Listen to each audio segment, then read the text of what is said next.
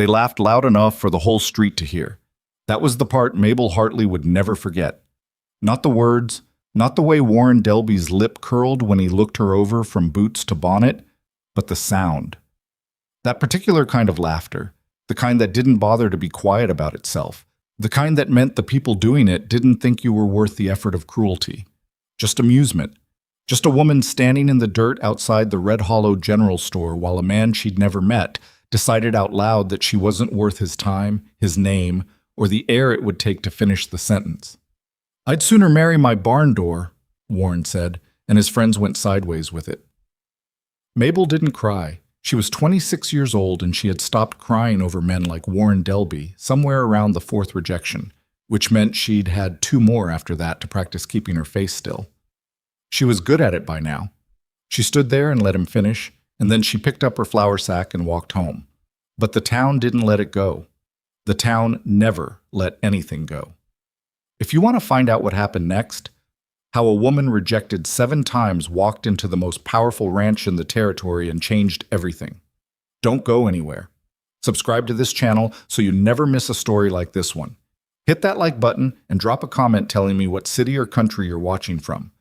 I want to see how far this story travels. Now let's go back to where it all began.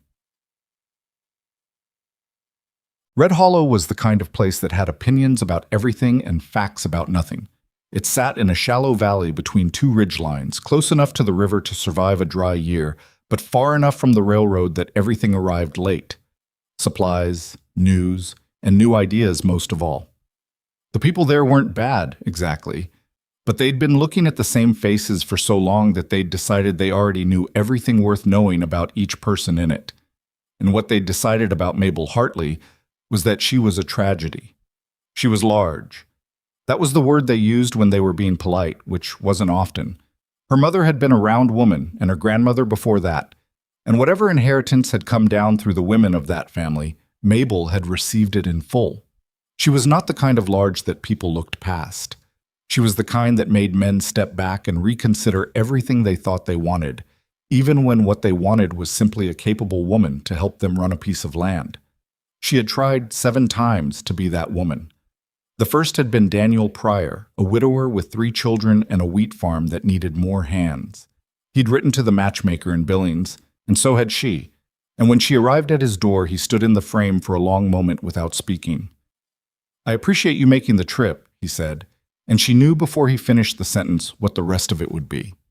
She'd made the trip home in the rain. The second and third she didn't think about much anymore. The fourth had been the worst. A man named George Cutter, who'd actually sat with her for an hour over coffee, who'd laughed at something she said about the spring floods, who'd looked at her like maybe he was changing his mind, and then stood up and said he didn't think it would work out, and left 2 coins on the table for the coffee like she was someone he'd hired. After 7, the matchmaker in Billings stopped sending letters. Mabel lived with her aunt on the eastern edge of town, in a house that had been her parents' before the fever took them both in the same winter, 4 years apart. Her aunt, Clara Briggs, was a thin, quick-talking woman who loved Mabel in the distracted way of someone who had their own grief to manage. They got along. Clara didn't say much about the rejections, which was about the best you could ask for from family. What Clara did say, one evening when the lamp was low and the cicadas were going strong outside, was this: "You know more about those animals than half the men in this county." She meant it as comfort, but it was also simply true. Mabel had grown up watching her father work cattle. She'd followed him before she was tall enough to see over the fence rails, and she'd listened to everything: the way he read the sky for weather, the way he tracked grass conditions across a grazing range, the signs in a horse's gait that told you something was wrong before the animal showed it any other way. Her father had talked to her like she was a ranch hand because she was, even at 8 years old. He hadn't had sons, he'd had Mabel, and he'd made do, and somewhere along the way, making do had turned into something else. She could calculate how many head of cattle a section of land could sustain through a dry summer. She knew the water table behavior in this particular valley, knew which wells ran deep enough to hold through August and which ones would give out by July. She understood cattle illness in a practical way that most ranchers spent decades learning and still got wrong. She'd read every agricultural pamphlet she could get her hands on. borrowed books from the circuit preacher's collection, and she kept a notebook, worn at the corners, the ink faded in places, where she'd recorded her observations about this land for the better part of 8 years. None of that was visible to the men who looked at her and saw only her size. She'd understood that for a long time. It didn't make it easier exactly, but it made it clearer. The problem was not something she could fix by working harder or knowing more. The problem was that people in Red Hollow saw what they expected to see, and they expected her to be nothing much. She had started to wonder in the quiet hours if they were right. Not about the knowledge. She knew what she knew, and she didn't have the arrogance to dismiss it, but about the rest of it, about whether any of it would ever matter to anyone, whether knowing how to read a grazing range was worth anything if no one ever gave you land to graze. She was thinking about that the morning she heard about the Voss Ranch. It wasn't gossip, exactly.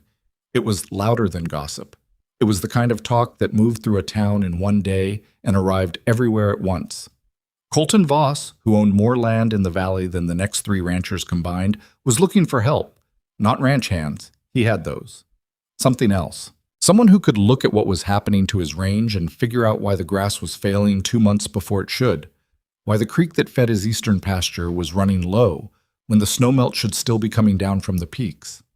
Mabel heard it at the dry goods counter, from the woman in front of her who was telling it to the man beside the flour barrels, and she stood there with her list in her hand and felt something move in her chest that she hadn't felt in a while, something uncomfortable and too large for the space it was trying to occupy.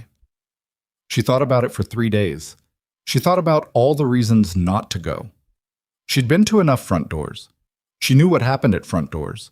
And Colton Voss wasn't a widower with 3 children and a wheat farm. He was the most powerful man in the territory, a man who'd built his operation from 40 acres into something that employed 30 men and ran cattle across 5,000 acres of range. He was 38 years old, broad-shouldered, and had a reputation for being direct to the point of rudeness with people who wasted his time. She would go to that door, and he would look at her, and it would be the same as every other door. On the 4th morning, she picked up her notebook and walked to the Voss Ranch. She told herself she was going because of the water problem, not because of anything else.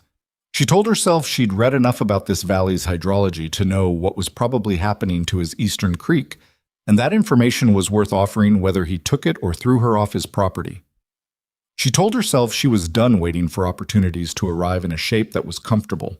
She was also terrified. She walked the 4 miles to the ranch road at a pace that was slightly too fast, and by the time the main house came into view, she was sweating through her collar and her legs felt unsteady. She slowed down. She made herself breathe. The yard was busy. 2 men were working near the barn, another was crossing from the bunkhouse toward the main gate, and a 4th was doing something to a fence post near the water trough.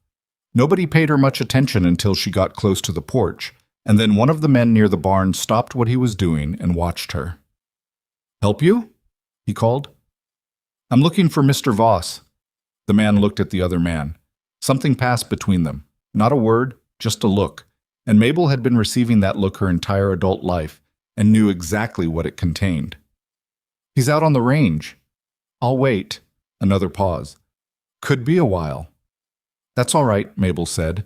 She sat down on the wooden bench near the porch steps, set her notebook on her knee, and waited. It was a warm morning and getting warmer. She could hear cattle somewhere to the north, the distant sound of a horse being worked in a pen she couldn't see. She opened the notebook and looked at the pages she'd marked that morning. The sections about creek flow and valley systems. The notes she'd made 2 summers ago about the way this particular watershed behaved in low rainfall years. She was still reading when the sound of hooves came up the main road, and she looked up to see Colton Voss ride into the yard. He was exactly what she'd expected physically. Broad, sun-darkened, the kind of man who moved through the world like he expected it to get out of his way, and was usually right. He swung off his horse and handed the reins to one of the hands without looking, his eyes already on her. She stood up. He walked toward her and stopped about 6 feet away and looked at her with the kind of frank assessment that most men tried to disguise, and Colton Voss apparently didn't bother. "You're here about the water problem," he said. It wasn't a question. "I think I know what's causing it," Mabel said. He tilted his head. "Most people who come out here to tell me what's causing it don't actually know. They've got theories that don't account for the specific watershed, or they haven't looked at the elevation data, or they're recommending solutions that work in a different type of terrain. I know, Mabel said. I've read their recommendations. Something shifted in his face. Not warmth, nothing that obvious, but a slight change in the angle of his attention. All right, he said. Come inside and tell me what you think. She followed him in. The front room was functional and spare. A table, chairs, a map pinned to the wall that showed the ranch boundaries. He sat down and gestured at the opposite chair, and she sat and opened her notebook and began. She told him what she believed was happening to his creek. The snowmelt from the northern ridge was being diverted by ground settlement upstream. Not a dramatic shift, but a slow one. The kind that happened over years and looked like drought until you went up and looked at the topography and realized the water was finding a different path.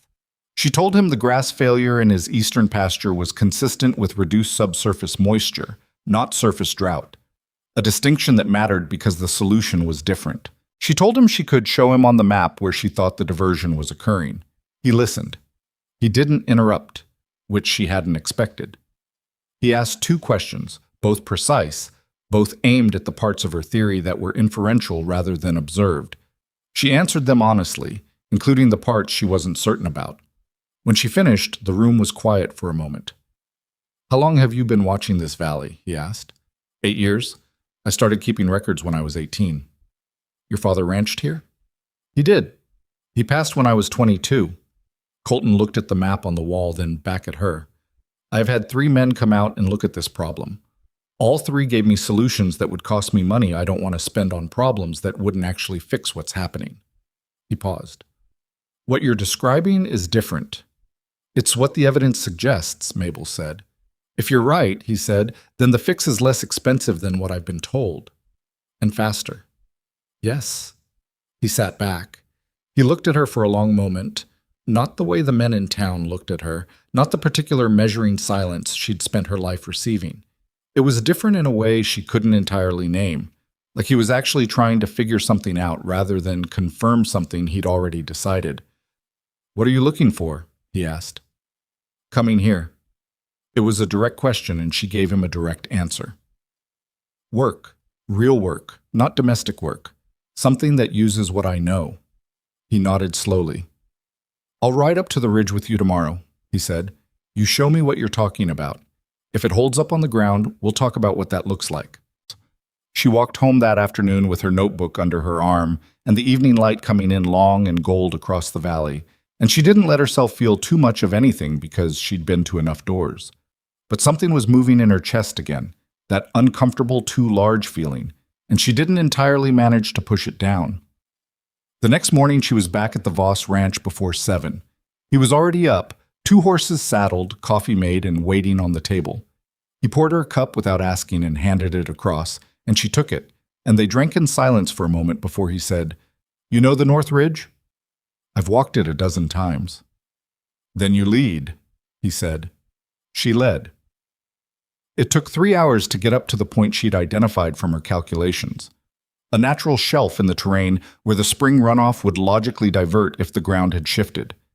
She was aware of him behind her the whole time, watching the terrain, watching her, occasionally asking questions that told her he understood the landscape deeply, even if he hadn't connected these particular dots yet. When they reached the shelf, she got down from her horse and walked to the edge of the formation and pointed. The evidence was clear once you knew what to look for. The ground was wet where it shouldn't be, the vegetation pattern was wrong, and the creek bed below showed the markers of reduced flow on one side and unexplained saturation on the other. Colton stood beside her and looked at it for a long time without speaking. Damn, he finally said. Yes, Mabel said. So the fix is upstream, not down. The fix is here. You redirect the flow back into its original channel. It's not simple work, but it's contained. He turned and looked at her, and there was something in his expression she didn't entirely know how to read. Not attraction. She wasn't going there in her mind. Something more complicated than that. Something that looked almost like recognition. How did 3 men with more resources than you miss this? He asked. Mabel considered the question seriously. They came with solutions they already believed in, she said. I came with questions.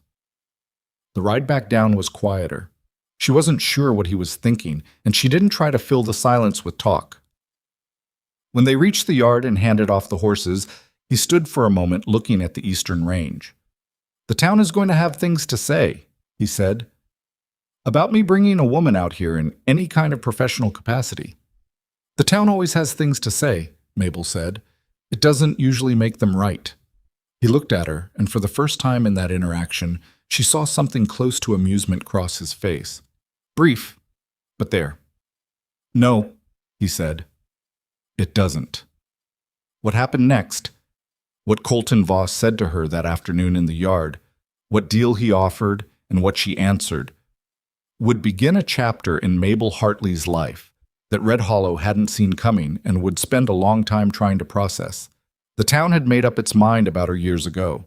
It was about to find out that minds, like creek beds, could be redirected. Mabel walked back to the bunkhouse office that Colton had unlocked and handed her the key to, and she set her notebook down on the desk, and she sat in the chair and she looked at the map of the ranch pinned to the wall above it. She had been rejected 7 times. She had never, not once, been wrong about the land. She opened to a fresh page and picked up her pencil, and she began to write. The key sat on the desk in front of her for the rest of that afternoon and into the evening, and Mabel kept glancing at it the way you glance at something you're not entirely sure is real. It was a small key, iron, nothing special. But it unlocked the bunkhouse office that Colton Voss had handed over to her use without ceremony or lengthy explanation, and that made it the most significant object she'd held in recent memory. She didn't go home that night. She stayed at the desk until the lamp oil ran low, working through the ranch maps, cross-referencing what she'd seen on the ridge with the elevation records Colton kept in a wooden box on the shelf.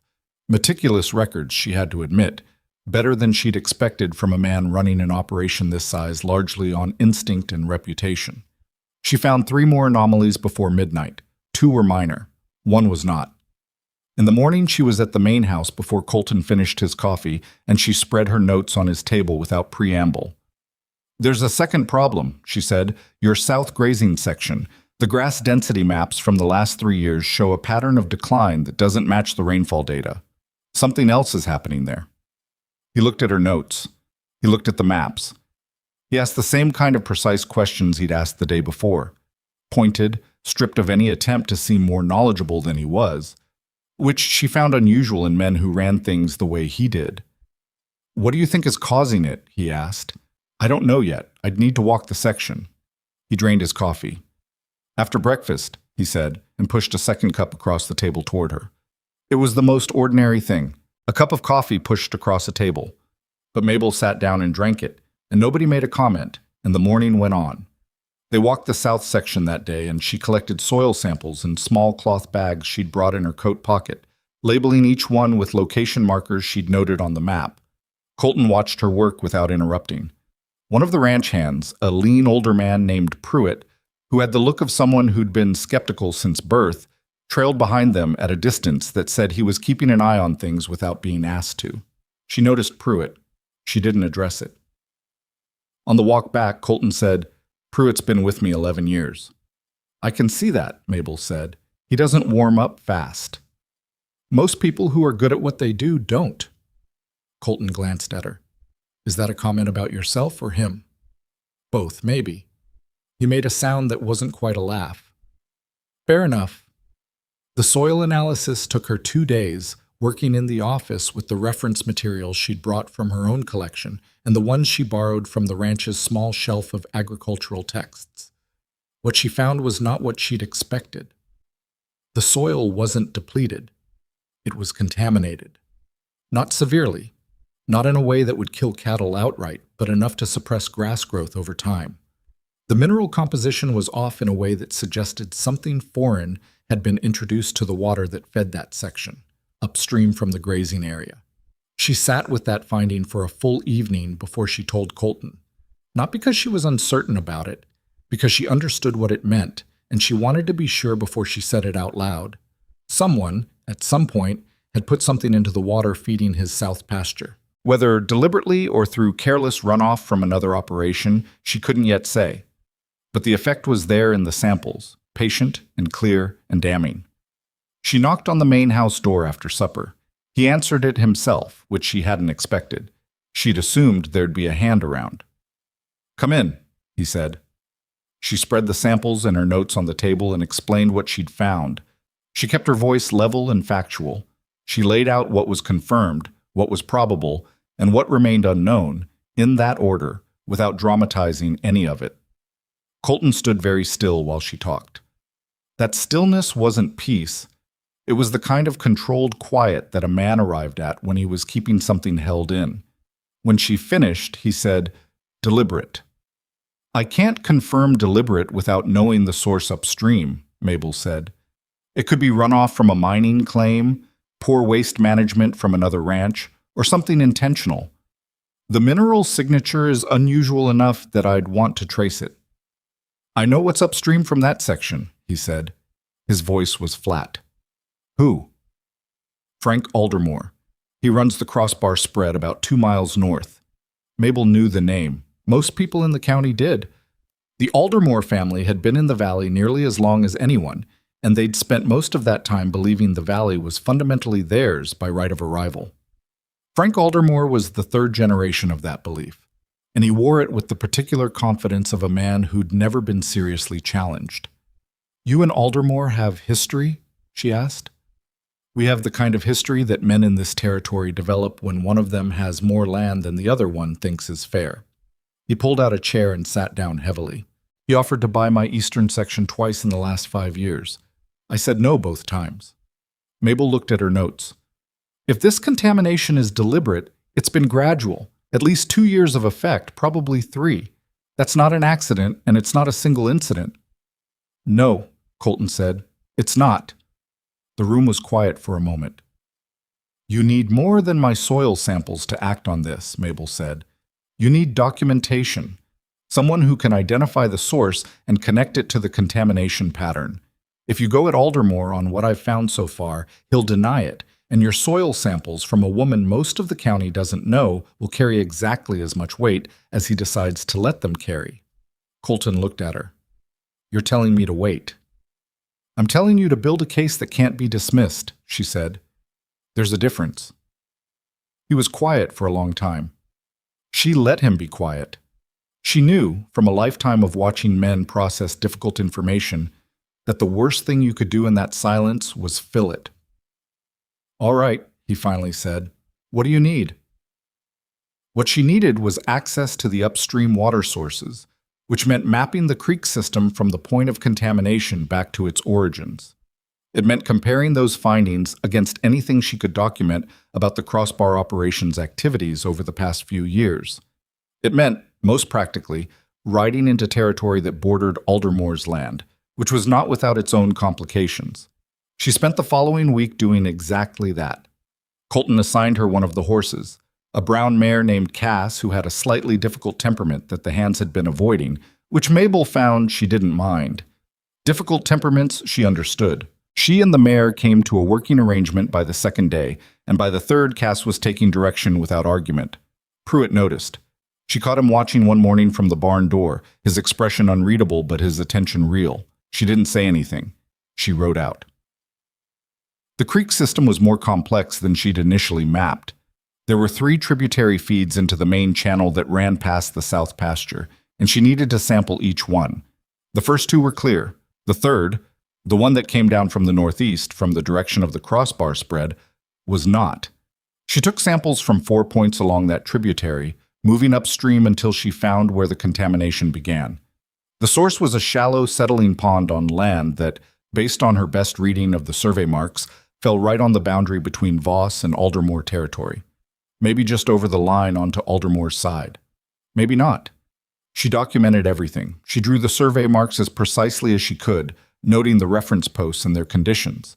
She noted the settling pond's approximate dimensions and the coloration of the water, which had a faint mineral cast to it that matched what she'd found in the south pasture soil. She labeled her samples with coordinates relative to the nearest survey post. On the ride back, she let the mare set the pace and thought about what she had. It was solid, not unassailable. A good lawyer for the other side could find gaps in her survey readings, but it was solid. More importantly, it was documented in a form that could be followed and verified by someone else. She was so deep in thought that she didn't notice the two riders until they were close enough that the mare tossed her head. They came from the northwest, moving at a pace that was not quite casual and not quite aggressive. The particular gait of men who wanted you to know they'd seen you without quite announcing themselves as a threat. One was older, heavy-set, with the kind of face that had made a lot of decisions it wasn't sorry about. The other was younger, maybe 25, with the look of a man who was still learning what his face was supposed to do. "You're on the wrong side of the line," the older one said. Mabel looked around with the careful deliberateness of someone consulting their own notes. "I don't believe I am," she said. "You've been riding along this creek for the better part of 3 hours." "That's right, on Vossland." "Vossland ends at the postmarker you passed 20 minutes back." "I didn't pass a postmarker 20 minutes back," Mabel said. "The nearest postmarker in this section is approximately a quarter-mile north of where I'm currently standing." The older man looked at her with an expression that was recalibrating. He'd expected, she understood, a different kind of interaction. He'd expected her to be uncertain about the survey lines. He'd expected to be able to make her uncertain. "You work for Voss?" he asked. "I do." "Doing what?" "Land management," she said. "Water rights documentation. Survey reference work." He looked at her for a long moment. Then he looked at the cloth bags hanging from her saddlebag with a different quality of attention. "Those samples?" "Yes." "You got permission to collect samples from this watershed?" "From the Voss sections, yes. That's where these are from." She held his gaze. "Is there something specific you'd like to discuss, or should I get back to it?" The younger man said something to the older one, too low to hear. The older man didn't respond. He kept looking at Mabel with an expression she recognized. Not quite anger, more like someone mentally filing something for later. "Tell Voss that Frank Aldermore said hello," the older man said. "I'll do that," Mabel said. They rode off north. Mabel watched them go until they were far enough away, then exhaled slowly and told the mare to move. She reported the encounter to Colton that evening, along with everything else. He listened to the whole account, his expression tightening slightly when she described the men. "That was Deke Aldermore," he said, "Frank's older brother. He manages the north section of the crossbar." "He was checking what I was doing," Mabel said, "not randomly. They'd been watching long enough to know I'd been along that creek for hours." "Which means they know someone's looking." "Yes." Colton stood and went to the window. "You have what you need from that section?" "Enough.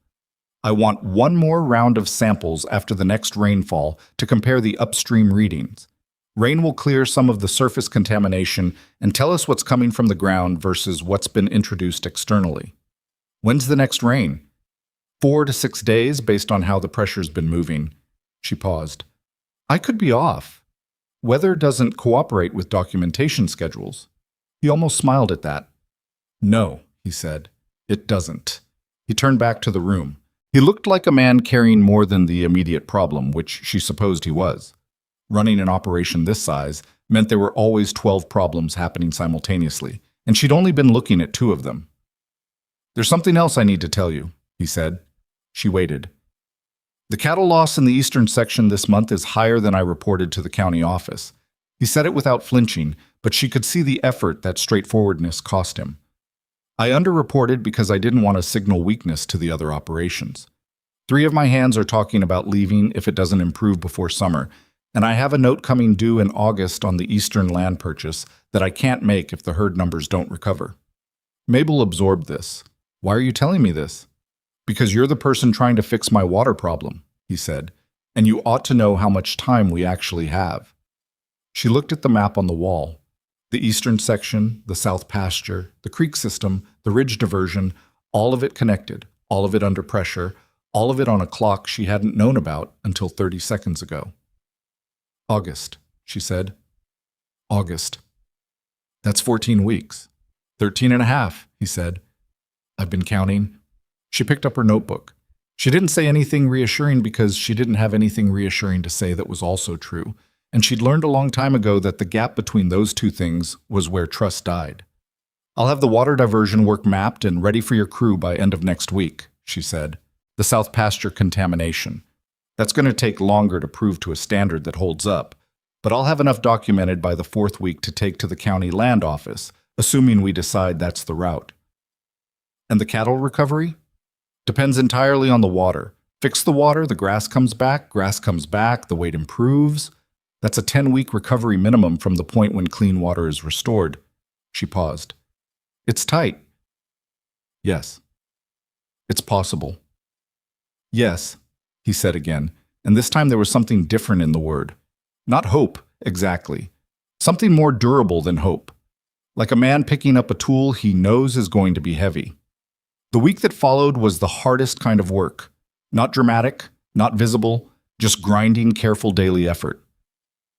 Mabel was out before first light most mornings, writing sections she'd already covered to recheck her measurements, collecting the post-rain samples when the weather finally came through on day 5, cross-referencing everything against the county survey records that Colton had sent for from the land office in town. The hands watched her. Most of them watched the way Pruitt did, not hostile exactly, but waiting to see if she was going to ask them to do something they'd have to refuse, or say something that proved what they privately believed, which was that whatever Colton saw in her was probably a mistake that would sort itself out in time. She didn't try to win them. She didn't have the energy for it, and it wasn't her job. She did her work, and she was direct when directness was needed, and she stayed out of matters that weren't hers to get into. What shifted things, unexpectedly, was a horse. There was a gray gelding in the far corral that none of the hands had been able to work with for 3 weeks. He'd come in with a purchased lot from the fall sale, and something about his history, nobody knew what, had made him unmanageable in a way that went beyond ordinary stubbornness. He'd put one man on the ground hard enough to crack 2 ribs. After that, the standing agreement among the hands was that the gray was a problem to be dealt with later. Mabel noticed him on her 3rd day. She noticed the way he moved in the corral, not the unpredictable lunging of a mean animal, but the tight, watchful circling of something that had learned that stillness got punished. She knew that movement. She'd seen it in animals that had been handled badly, not cruelly necessarily, but incorrectly, pushed past their tolerance before they'd found any reason to trust the thing pushing them. She spent 2 evenings just standing at the fence, not trying to interact, just being there, at the same distance, at the same time, doing nothing that required a response from him. On the 3rd evening, Pruitt materialized next to her at the fence without announcement. "Nobody's been able to do anything with that horse," he said. "I know," Mabel said. "I'm not trying to do anything with him yet." Pruitt looked at the gray, then at her. "What are you doing then?" "Letting him decide I'm not a problem." Pruitt was quiet for a moment. "Colton paid good money for that animal."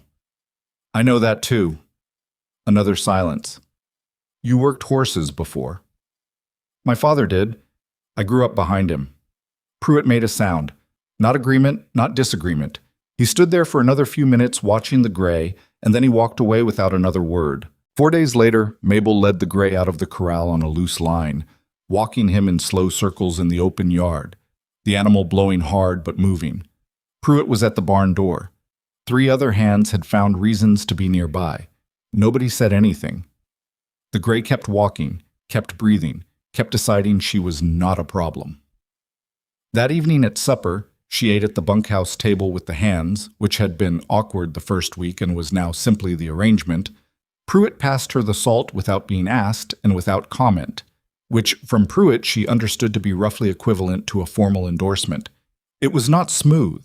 There were days when the work felt impossible, when the evidence she needed was just beyond what she could confirm, when the sheer weight of what Colton was carrying became visible in his face, and she had to resist the urge to promise him things she wasn't sure of. There were days when the town's voice came back to her in the quiet moments. All 7 front doors, all 7 silences, all the ways she'd been told without words that she didn't quite fit the world she was trying to occupy. She was, she reminded herself, the same person who'd walked across 4 miles of valley to knock on a door she expected to be closed in her face. She was the same person who'd sat on that bench and waited. She could keep being that person. The contamination documentation reached the threshold she needed on the 22nd day. She had 4 sets of samples from the tributary, 2 pre-rain and 2 post-rain, showing consistent mineral contamination that matched a signature she'd identified in agricultural runoff documentation from a mining company that had operated 2 valleys over 6 years ago, the same company that had sold mineral extraction rights to a land parcel that was now part of the Crossbar operation's northern boundary. The Aldermoors hadn't introduced the contamination. They'd inherited it or acquired it. Whether they knew about it and had allowed it to persist, had perhaps even facilitated it, was a different question, one that the soil samples alone couldn't answer. But the documentation she had was enough to bring to the county land office and force an investigation, which would in turn force the question of what the Crossbar operation knew and when. She put the full report together over 2 evenings, writing it out in the clearest language she could manage, organized in the order that a county officer would need to follow it. She included copies of the relevant survey references, the sample labels and their location coordinates, and her analysis of the mineral signature. She brought it to Colton on a Thursday morning. He read it straight through without speaking. When he finished, he set it down and looked at the table for a moment. "This is enough?" he asked. "It's enough to compel an investigation," she said. "It's not a verdict. But an investigation will find what an investigation finds, and what's in that tributary is real. It doesn't go away when someone official looks at it." He nodded slowly. He picked up the report again and looked at the first page. "You wrote this," he said. "Your name's on it." "Yes." "The county land office is going to have questions about who you are and what your qualifications are." "I know." He looked at her. "They may not take this seriously coming from you." "I know that too," Mabel said. "That's why the documentation has to be so thorough that dismissing it would require them to dismiss their own survey records and a mineral analysis that matches established scientific documentation. I've made it harder to ignore than to act on." He held her gaze for a moment. "You've done this before? Built something that hard to ignore?" "No," she said. "But I've spent a long time watching people ignore things they shouldn't, and I paid attention to how the ones that didn't ignore those things were different." Something moved in Colton's expression, subtle but real. He set the report back down. "I'll take this to the land office Monday," he said. "I'd like you to come with me." She hadn't expected that. She kept her face even. "All right. If they have technical questions, I want you to be the one answering them." He paused. "And if they try to dismiss it because of who you are, I want them to have to do that to your face instead of behind a closed door." She understood what he was saying. He was not just bringing her along as a resource. He was putting his name next to hers in a public setting, in the county seat, in a room where people would see it. In Red Hollow, that meant something. She wasn't naive enough to think it meant everything, but it meant something. "Monday," she said. "Monday," he agreed. The weekend passed in the way that weekends do when something large is waiting at the other side of them. Slowly, with the particular weight of unspent anticipation. She went over her documentation twice more. She found one small error in her survey reference calculations and corrected it. She rode the south pasture on Saturday morning and noted that the grass at the eastern edge of the contaminated section, now 3 weeks since the water diversion work on the ridge had been completed and the clean flow restored to the eastern pasture, was showing the earliest signs of recovery. Not dramatic, a slight thickening at ground level. Nothing anyone else would notice yet, but she noticed. She wrote it in her notebook with the date. Sunday evening, she sat in the bunkhouse office with the lamp burning and the window dark, and she thought about Monday. She thought about walking into the county land office, which she'd been in twice before, and both times for matters that had nothing to do with her. A deed transfer after her father passed? A boundary question her aunt needed settled. She thought about the men behind those counters and what their faces would do when Colton introduced her. She thought about what she was going to say when they asked about her qualifications, which they would. She had no degree. She had no formal certification. She had 8 years of notebooks, a detailed knowledge of this specific valley's hydrology and soil composition, and a contamination report that was either right or wrong, regardless of who had written it. That was what she had. It would have to be enough. She blew out the lamp and walked to the house she'd been given use of, a small structure near the bunkhouse, 1 room and a porch that had belonged to a former foreman. and she sat on the porch in the dark for a while, listening to the cattle somewhere in the distance and the sound of wind moving through the grass. She was not afraid. She had used up most of her fear on those 7 front doors, and what was left had been spent on the ridge walk and the encounter with Deke Aldermore, and the moment she'd told Colton about the contamination and had to watch his face absorb it. Fear had become less available to her than it used to be, and she wasn't sorry about that. What she felt sitting there in the dark was something she didn't have a clean word for. Not confidence. Confidence was about being certain, and she was not certain. Something more like readiness. The feeling of having done everything that could be done before the thing happened, and arriving at the morning of it with nothing left to second guess. She had walked into this valley's problems with her eyes open and a notebook in her hand, and she had found what was there to be found. Whether that was enough was a question Monday would answer. She went inside and went to sleep. The county land office in Harrow Creek was a 2-story building that smelled of old paper and lamp oil, and the particular kind of authority that comes from being the only place in 100 miles where certain decisions get made official. Mabel had been inside it twice before, and both times had felt the building's indifference to her the moment she crossed the threshold. It was not a hostile place. It was simply a place that had processed thousands of people across its counters and had stopped noticing them individually somewhere around the 2nd decade of operation. She noticed it differently this time. She noticed the placement of the counters, the arrangement of the clerks, the door at the back that led to the senior officer's room. She noticed who looked up when she and Colton came in and who didn't. Most of them looked up. A woman of her size walking in beside the most prominent rancher in the valley was not the standard Monday morning traffic. Colton went directly to the front counter without the hesitation of a man who'd spent time wondering how he'd be received. He had the ease of someone who'd been received well most places he'd walked into, and Mabel watched the clerk's expression shift from neutral to attentive in the space of 2 seconds. "I need to speak with Garrett," Colton said. "I have documentation to file, and I have questions about enforcement procedure." Garrett was the senior land officer, a man in his 50s named Howard Garrett, who had the reputation of being methodical to the point of slowness, but reliable to the point of being immovable once he'd arrived at a conclusion. Colton had told her this on the ride in, and she'd filed it as useful. "He's with someone," the clerk said. "I'll wait," Colton said, and moved to the chairs along the wall. Mabel sat beside him. She set her document case on her knees and kept her hands flat on it. The clerk had looked at her twice, once when she came in, once when she sat down, with an expression that was not quite anything she could name, not contempt, more like the face of someone trying to reconcile 2 things that didn't immediately fit together. They waited 20 minutes. During those 20 minutes, 2 other men came in, were attended to, and left. A clerk dropped a stack of files and spent 4 minutes collecting them. A dog wandered in through the open door, was shooed out, and came back in. Mabel watched all of this. Colton sat with his hat on his knee and didn't fidget. When Howard Garrett came out of the back room, he saw Colton first.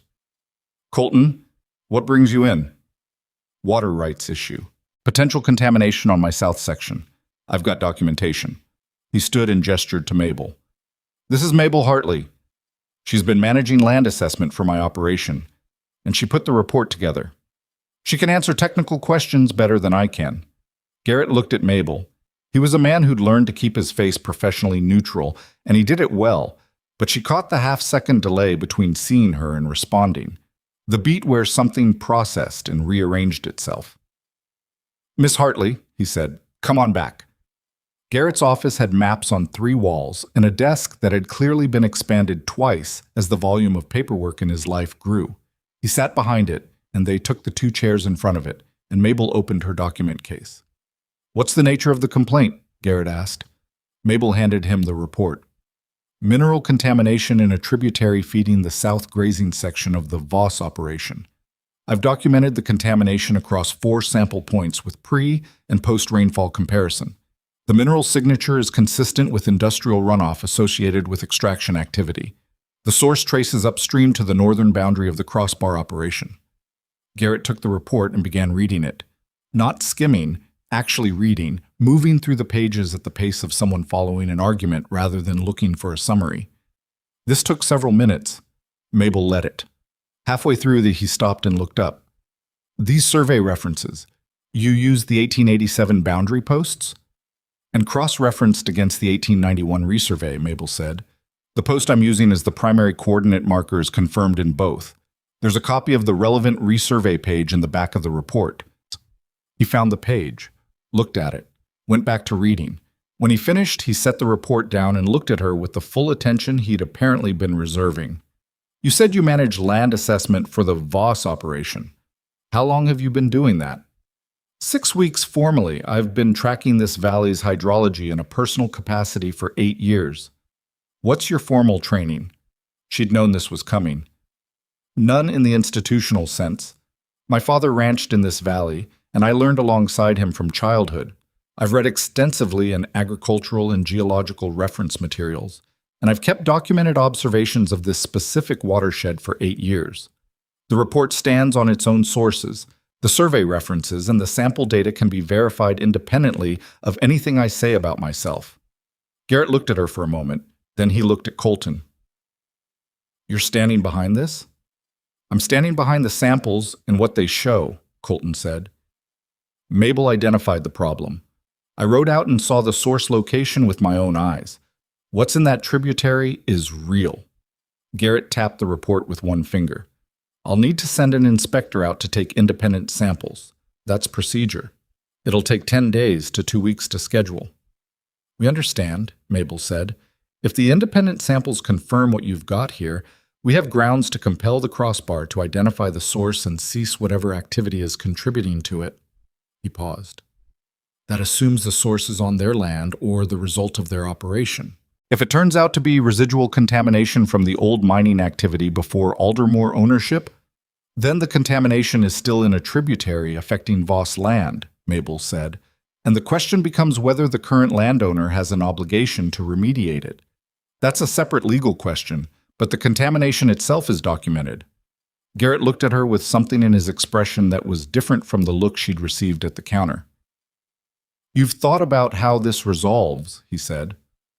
I've thought about the different ways it might resolve and what the documentation needs to establish for each of them, she said. I've tried to write the report so it's useful regardless of which resolution pathway you end up on. He was quiet for a moment. Then he picked up the report again and looked at the first page.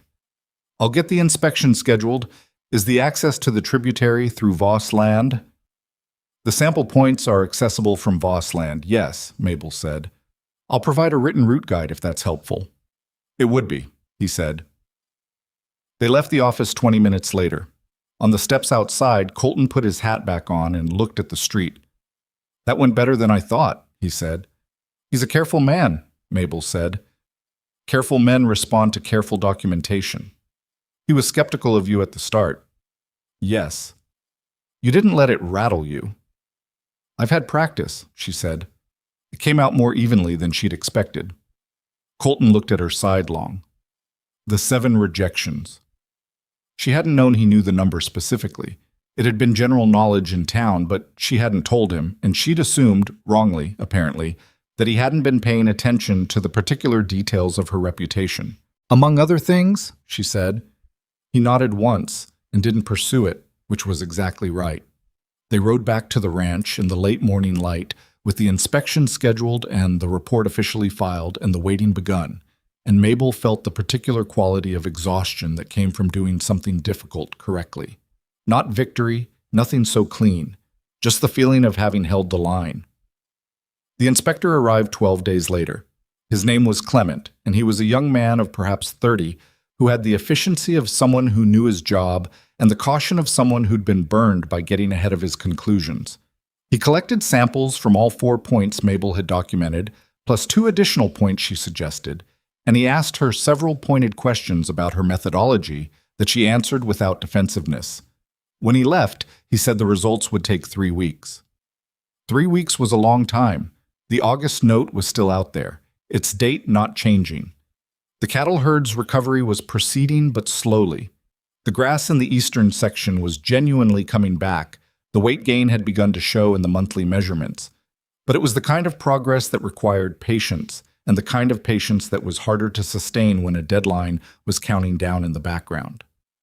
And then, 12 days into the 3-week wait, Colton's south pasture fence went down. Not all of it. A section, maybe 60 yards, that took out one of the main containment lines on the east side. When the hands found it at first light, 15 head had gotten through and were spread across a quarter-mile of open range. It took most of the morning to collect them, and 2 were missing entirely by midday. Mabel went to look at the fence section before the hands began repairing it. She walked the break slowly, looking at the ground, looking at the posts, looking at the wire. Pruitt came up beside her. "Storm could have done it," he said. "There wasn't a storm," Mabel said. "Wind gets strong through that draw." "The posts aren't broken," she said. "Look at the bottoms." She crouched and pointed at the nearest post, which was lying on its side. "If wind takes a post down, you see stress fractures where it snapped. This one's been pulled. The ground around the base is disturbed in a pattern that goes outward, not down." Pruitt crouched beside her and looked. He didn't say anything for a moment. "The wire's been cut in 2 places," Mabel continued, "and then the tension on the remaining wire pulled the posts. You cut the wire first, the posts come easier." She stood. "Someone did this at night, probably 2 people, working from the outside." Pruitt was quiet. She could see him working through it, not doubting her, she thought, but accepting something he didn't want to accept. "Aldermore," he said. "I don't know that," Mabel said, "but someone who knows the inspection results are coming and wants to put pressure on this operation before they do." She told Colton that evening. She told him what she'd seen and what she concluded, with the same discipline she applied to everything. "Here is what is confirmed. Here is what is probable. Here is what I don't know." He listened without interrupting. When she finished, he was quiet for a long time. "If I go at Aldermore over this fence," he said, "I look like a man who's grasping. I look like the contamination complaint is just the opening move in a range war and I'm escalating." "Yes," Mabel said, "that's probably the intent." "So I don't go at him. Not publicly, but you document it." She held up her notebook. "I've already written it up. Date, time, description of the damage, my analysis of the cause. You have 2 of your hands sign as witnesses to what the fence looked like when it was found. You put it in a file. A file that does what? A file that becomes part of a pattern if there are more incidents." She paused. "And that can be presented alongside the contamination documentation if this comes to a legal proceeding, to show that the response to the complaint was interference rather than cooperation." He looked at the notebook in her hand. "You think like a lawyer." "I think like someone who spent a lot of time watching people in power dismiss things," she said. "The only defense against that is documentation they can't dismiss." He was quiet again. Then, "The 2 missing head. That's money I don't have right now." "I know." "And the hands who repaired the fence today. They know something's wrong. I can see it in them. If they decide this operation is under serious threat, I'll start losing people before August." Mabel sat with that. It was a real problem, the kind that documentation couldn't solve. The morale of 30 men who'd signed on to work a successful ranch and were starting to wonder if it was still that. "Who's the one they listened to?" she asked. "If you wanted to steady them, who's the person that matters?" He didn't hesitate. "Pruitt." "Then you need Pruitt to believe this is going to hold," she said, "not because you told him, but because he sees why." "And if he doesn't believe it?" "Then you need to find out now rather than in August," she said. It was harder than she meant it to sound, and she softened it. "Pruitt's been here 11 years. He left something somewhere to be here. That doesn't just turn off." Colton looked at her for a moment. "Would you talk to him?" She hadn't expected that either. She thought about Pruitt, the barn door in the evenings, the salt passed without comment, the way he'd watched her with the gray gelding. "I'll talk to him if he comes to me," she said. "I'm not going to go find him and try to persuade him. He's not that kind of man, and it won't work." "No," Colton agreed. "It won't." She left it there, and the next morning she was at the gray gelding's corral before breakfast, doing the work she'd been doing with him. Slow progress, patient, requiring nothing dramatic. And 20 minutes in, Pruitt arrived at the fence. "Lost 2 head yesterday," he said. "Found one of them this morning down by the south draw." "That's good," Mabel said. "Still 1 missing." "I know." He was quiet for a moment, watching the horse. You think the fence was Aldermore? I think it was someone who knows about the inspection, she said. That might be Aldermore. It might be someone who works for him. It might be someone else with an interest in this situation I don't know about yet. Why haven't you told Colton to go after him? She glanced at Pruitt. Because going after someone without enough to stick them is how you lose. You give them the chance to say you're the aggressor, and you spend your energy defending yourself instead of building the case that actually matters. Pruitt looked at the horse. The gray was standing at the far end of the corral, watching them both. You're patient, he said. It wasn't quite a compliment and wasn't quite the opposite. I've had to be, she said. He looked at her. The town thinks this is going to fall apart. There's talk. People are saying Colton's made a mistake. The town thought I'd never get past the second week, Mabel said. They're not always wrong about things, but they weren't right about that. Pruitt was quiet for a long time. The gray took 3 steps toward them and stopped. He never did that before, Pruitt said, meaning the horse. He's deciding, Mabel said. He takes a while, but he gets there. Pruitt looked at the horse, then at her. Something in his expression settled. Not dramatically, no speech, no declaration, just the small visible shift of a man who'd arrived at a conclusion he was going to live with. He left without saying anything more, and Mabel turned back to the horse. The inspection results came 17 days after Clement had left, 3 days ahead of schedule. They came in the form of a letter to the county land office addressed to Colton Voss, and Garrett sent a writer out with it rather than waiting for Colton to come in, which told her something about the contents before she opened it. Colton read it first, then he handed it to her. The independent samples confirmed the contamination. The mineral signature matched the reference documentation she'd included in her report. The source was identified as originating from a settling pond that the county survey office placed, with the updated boundary markers from the 1891 resurvey on land belonging to the crossbar operation. The letter indicated that Garrett's office was initiating a formal compliance notice to the Aldermore family and requiring a response within 30 days. 30 days. She read it twice. Then she set it on the desk and looked at the wall. This is it, Colton said. This is the beginning of it, she said. Aldermore has 30 days to respond. He'll get a lawyer. The lawyer will look for gaps in the survey placement and argue the settling pond is boundary ambiguous. That buys time. How much time? Depends on how hard he fights it. A month of response, a month of counter documentation, a hearing. She stopped. It could run past August. The word landed between them with the weight she'd known it would carry. Colton sat down. He picked up the letter again and read it, not as if looking for something different, but as if the act of reading it again would somehow change what it contained. I need the note extended, he said, or I need to find another way to cover it. Who holds the note? Bank in Harrow Creek. Sunderland. She thought. Is there anything on this operation that can be liquidated without damaging the recovery? The northern timber section. I've had 2 offers on it in the past year. If you sell it, what do you lose? Nothing I'm using right now. It's been fallow since I bought it. I bought it for expansion, not immediate use. He paused. I'd be selling potential, not active operation. Potential you can rebuild later, she said. The operation itself you can't rebuild if the note comes due and you can't make it. He looked at her. You're telling me to sell. I'm telling you what the math looks like, she said. Selling the timber section covers the August note without touching the cattle operation or the land you're recovering. It's a loss, but it's a contained loss. He was quiet. It's your decision, she added. I can only tell you what I see. What do you see after August? He asked.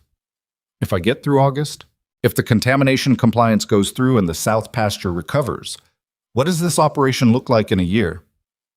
She thought about that carefully because she didn't want to answer it the way a person answers when they want to give someone hope. She wanted to answer it the way she answered everything. In a year, if the water remediation holds and the grass recovery continues at the rate it's been going, your south section is back to full carrying capacity. Your eastern section is already most of the way there. The contamination complaint, if it resolves in your favor, and the evidence is strong, potentially gives you a legal claim against the crossbar for damages, which is a separate conversation, but not nothing. She paused. It's not a comfortable year, but it's a year that ends in a better position than you're in now. He looked at her for a long moment.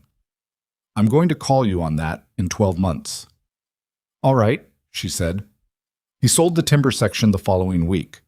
The buyer was a man from outside the county who'd been interested in it for 2 years, and the price was fair. Colton didn't look happy about it. He signed the papers and came back to the ranch and went out to look at his cattle for a long time. And Mabel gave him the afternoon without any business in it. What happened 3 days after the sale was something none of them had anticipated. Deke Aldermore came to the ranch, not Frank. Deke, the brother Mabel had encountered on the creek, the older one with the face that made a lot of decisions. He came alone, which surprised her, and he asked to speak with Colton, which was expected, and he specifically asked that Mabel be present, which was not. She heard this from the hand who came to get her, and she walked to the main house with a neutrality she had to work to maintain. Deke was sitting in the front room when she got there. He had his hat in his hands, and he looked like a man who'd spent time deciding to do something he didn't entirely want to do. Colton was standing across from him with the stillness she'd come to recognize as his version of very controlled feeling. Deke looked at Mabel when she came in. He didn't look away. The settling pond is ours, he said. Frank knows it. He's known for about 2 years that it was contaminating the downstream sections. He didn't do anything about it because he thought if Colton's south pasture went to hell, he might be able to buy it. He stopped. I didn't know that's what he was thinking until after you filed the complaint. He told me then. The room was very quiet. Why are you here? Colton said. Because I've been on this land for 30 years, Deke said, and I'm not going to watch my brother turn it into something crooked. And because whatever Frank thought he was doing, we're the ones who own that pond, and the county's going to find that out whether I tell you or not. He looked at his hat. I'd rather it come out this way. Mabel looked at Colton. His expression was the one she'd learned to read as him processing something that required more than a moment. What are you offering? He asked. Frank will agree to remediate the pond. Full cooperation with the county inspector. No legal contest of the boundary placement. Deke looked up. In exchange for not pursuing the damage claim. Colton looked at Mabel. She knew what he was asking. She thought about it for a moment. Not the legal dimensions, those were clear enough, but the practical ones. The contamination stopped. The remediation meant the tributary ran clean from this point forward. The absence of a legal fight meant the resolution came in weeks rather than months. And weeks mattered enormously right now.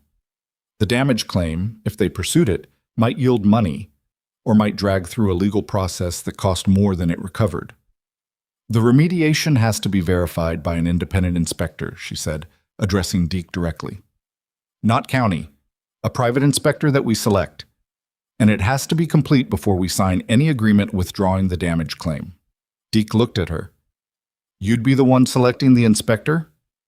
I'd recommend one for Colton's approval, she said. Someone with documented expertise in water system remediation. We'd need written verification from them that the pond is neutralized and the downstream contamination is cleared. Deke was quiet for a moment. Frank's not going to like the conditions.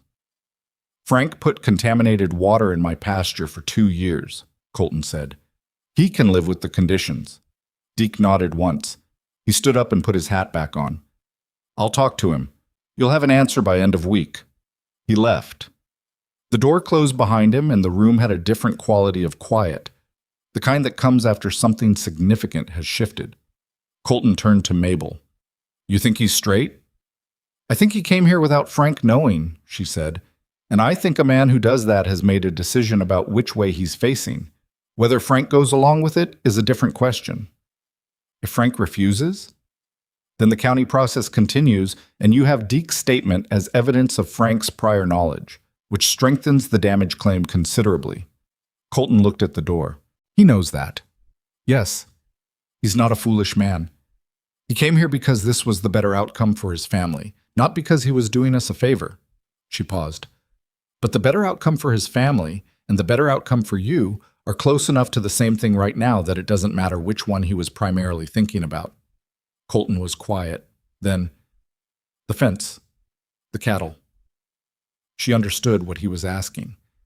That's not in this conversation. That's a separate matter, and I don't know yet whether it connects to Frank or to someone else.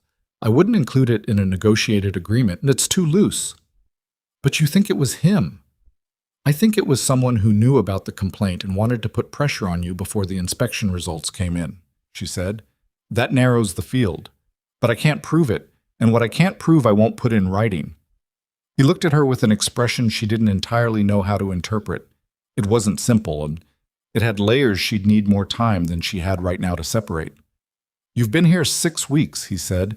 7, as of yesterday.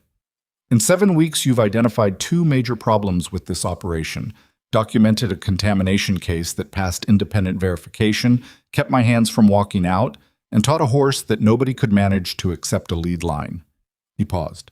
And now you just negotiated a preliminary agreement with a man who came here intending to negotiate. I asked for conditions, Mabel said. That's not the same as negotiating. In my experience, it's exactly the same thing. He shook his head slightly. The town doesn't know what they rejected. She looked at him. She held the words for a moment and felt their weight, and then set them down in the way she'd learned to set down things she couldn't afford to carry right now. The town knows what they saw, she said. It's not their fault that what they saw was incomplete. He looked at her for a long moment. And the 8 years of notebooks? Evidence, she said, that it's possible to know something thoroughly without anyone having asked you to.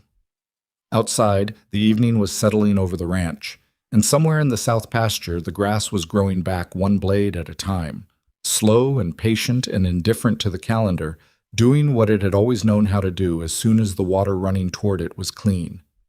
Frank Aldermore's answer came on Thursday, 2 days before Deke had said it would, which Mabel took as a sign that the conversation between the brothers had not been an easy one and Frank had wanted it over. The answer was no. Not a negotiated no, not a conditional no. A flat refusal delivered through a lawyer in Harrow Creek named Pitts, who sent a letter to Colton's address stating that the Aldermore family contested the boundary placement of the settling pond, contested the methodology of the contamination documentation, and intended to file a formal counter-complaint with the county land office, challenging the inspector's findings on procedural grounds. Colton read the letter at the breakfast table and set it down without expression. Mabel read it after him and set it down the same way. Procedural grounds, Colton said. They're going to argue that Clement's inspection was improperly initiated because my original report was compiled by someone without certified credentials, Mabel said. It won't invalidate the samples. The samples are the samples. But it could slow the process if Garrett has to spend time defending the initiation procedure. How long does that buy them? 6 to 10 weeks, if it works. If it doesn't, less. Garrett will push back and the question will go to the regional land authority. She paused. It's past August either way. Colton was quiet. She could see him doing the arithmetic she'd already done. The note, the timber section sale that had bought time but not solved the underlying pressure. The recovery timeline that was real but not fast enough if the legal resolution stretched into fall. Deke, he said. Deke came without Frank knowing, she said. This is Frank's answer to Deke's visit as much as it is to us. Can we use what Deke told us? Not directly. It was a private conversation, no witnesses, nothing in writing. But what he told us changes how I read the documentation we already have. She picked up her notebook.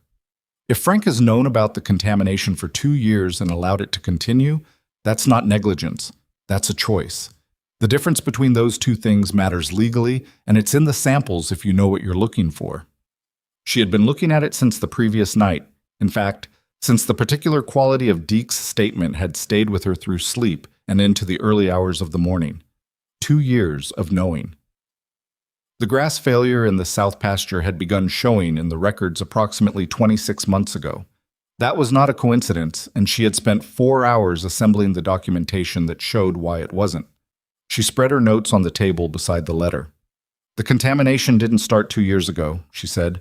Based on the sample progression, it's been building for closer to 4 years, but the concentration increased significantly about 26 months ago. That increase corresponds with an expansion of the crossbar's northern operation. I found the county permit filing for that expansion in the land office records when I was pulling the survey documents. She pointed to the relevant page. The expansion increased the volume of material running through the settling pond. Frank didn't create the contamination, but he expanded the operation that intensified it. And if Deke is right that he knew 2 years ago, he knew when he filed that expansion permit what the downstream effect would be. Colton looked at the notes. Can you prove he knew? I can prove the timeline, she said.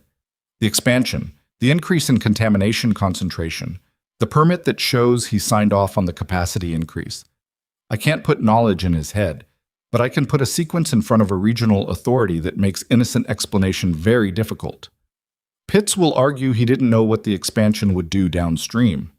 Pitts can argue whatever he wants, Mabel said. The question is what the evidence suggests to someone looking at it without a stake in the outcome. Colton leaned back in his chair. He looked like a man who was tired in the bone-deep way that came from months of sustained pressure rather than any single hard day. She understood that kind of tired. She'd carried her own version of it for years. What do you need to build this? He said. The permit records are already in the file. I need 3 more things. First, a statement from a qualified agricultural expert confirming that the expansion level output from a settling pond of that type would predictably increase downstream mineral concentration. That establishes the connection between the expansion and the contamination increase. Second, a comparison of the cattle weight records from the south section over the past 4 years showing the decline that corresponds with the contamination timeline. You should have those records. I have them. Third, she said, and this was the harder one, I need to talk to Deke Aldermore again. Not to get him to testify. I don't expect that. But to find out if there's any documentation on the crossbar side, inspection reports, water tests, anything that Frank may have filed or received that would show official awareness of the pond's output. Colton looked at her. You want to go to Deke? Not to the crossbar. Somewhere neutral. She paused. Deke came here because he'd made a decision about which way he was facing. That decision didn't go away because Frank said no. If anything, Frank saying no may have made it harder for Deke to go back. He might refuse to meet. He might. But he came here once without being asked. He's not someone who does things like that without knowing what he's doing. Colton was quiet for a long moment. If Frank finds out Deke talked to us again, that's a problem between Frank and Deke, Mabel said. It's not one we created. He nodded slowly. I'll send him a message, ask him to meet at the Harrow Creek Hotel. Neutral ground, nobody's territory. The message went out that afternoon. The response came back the following morning. Deke would meet Thursday, noon. In the days between, Mabel worked. She pulled the cattle weight records Colton had kept, meticulous, monthly, going back 6 years. And she charted the South pasture numbers against the contamination timeline and the expansion permit date. The correlation was not ambiguous. The decline in average weight gain from cattle grazing the south section began 14 months after the crossbar expansion, which was consistent with a gradual contamination buildup reaching a threshold that affected grass quality, which affected feed value, which showed in weight. She put this in a document with the numbers laid out clearly in a table and the timeline marked against it. She also wrote to the State Agricultural College in the capital, to a professor of land science whose work she'd read in 2 of the reference texts she owned. She wrote a precise, professional letter describing the situation in general terms and asking for a statement on the expected downstream effects of a settling pond expansion of the type and scale documented in the permit filing. She enclosed a copy of the permit's technical specifications and her sample data. She didn't know if he'd respond. She sent it anyway. On Thursday, she and Colton rode to Harrow Creek. Deke was already at the hotel when they arrived, sitting at a corner table in the dining room with a coffee he hadn't touched much of. He looked like a man who'd been having a difficult week, which she supposed was accurate. He looked at Mabel when they sat down. Frank knows I came to you, he said, before either of them spoke. I don't know how, but he knows. What happened? Colton asked. We had a conversation I don't want to describe in detail, Deke said. The short version is that Frank and I are not currently speaking, and I am running the north section of the crossbar on my own for the foreseeable future, which I have the right to do under the family agreement. He looked at his coffee. So if you're worried I'm here to gather information for him, I'm not. I wasn't worried about that, Mabel said. I was wondering whether you had access to any records from the crossbar that might show official documentation of the pond's condition or output. Deke looked at her. You're building the case against him. We're building the case against the contamination, Mabel said. Frank's role in it is what the evidence shows. Deke was quiet. She let him be quiet. She'd learned over these weeks that the most important moments in conversations were often the ones where nothing was said. There was an agricultural inspector who came through the crossbar 2.5 years ago, Deke said finally. Routine visit. He noted the pond in his report, said the capacity had increased, and recommended a downstream impact assessment. He stopped. Frank signed the receipt for that report. I saw it. He told me the inspector didn't know what he was talking about, and he wasn't paying for an assessment on land that was performing fine. Mabel kept her expression neutral. Beside her, she felt Colton go very still. That report would be on file with the county agricultural office, she said. Yes. Would you be willing to state in writing that you saw Frank sign that receipt? Deke looked at her for a long moment. That's not something I can take back once I do it. No, she said. It's not. He turned his coffee cup in his hands. She watched him and didn't try to help him decide. This was his to carry, and she understood that. He's my brother, Deke said. I know, Mabel said. I spent 30 years building something alongside him. I know that too. Another silence. The dining room moved around them. A waitress crossing with plates, 2 men near the window talking about cattle prices, the ordinary noise of a working day in a county seat town. He put something poisonous in a man's water and let it sit there for 2 years because he wanted the land, Deke said. Not angry. Something past anger. The flat, exhausted tone of someone who'd already done their grieving. That's not a mistake, that's a decision. Yes, Mabel said. He looked at her. You write it up and I'll sign it.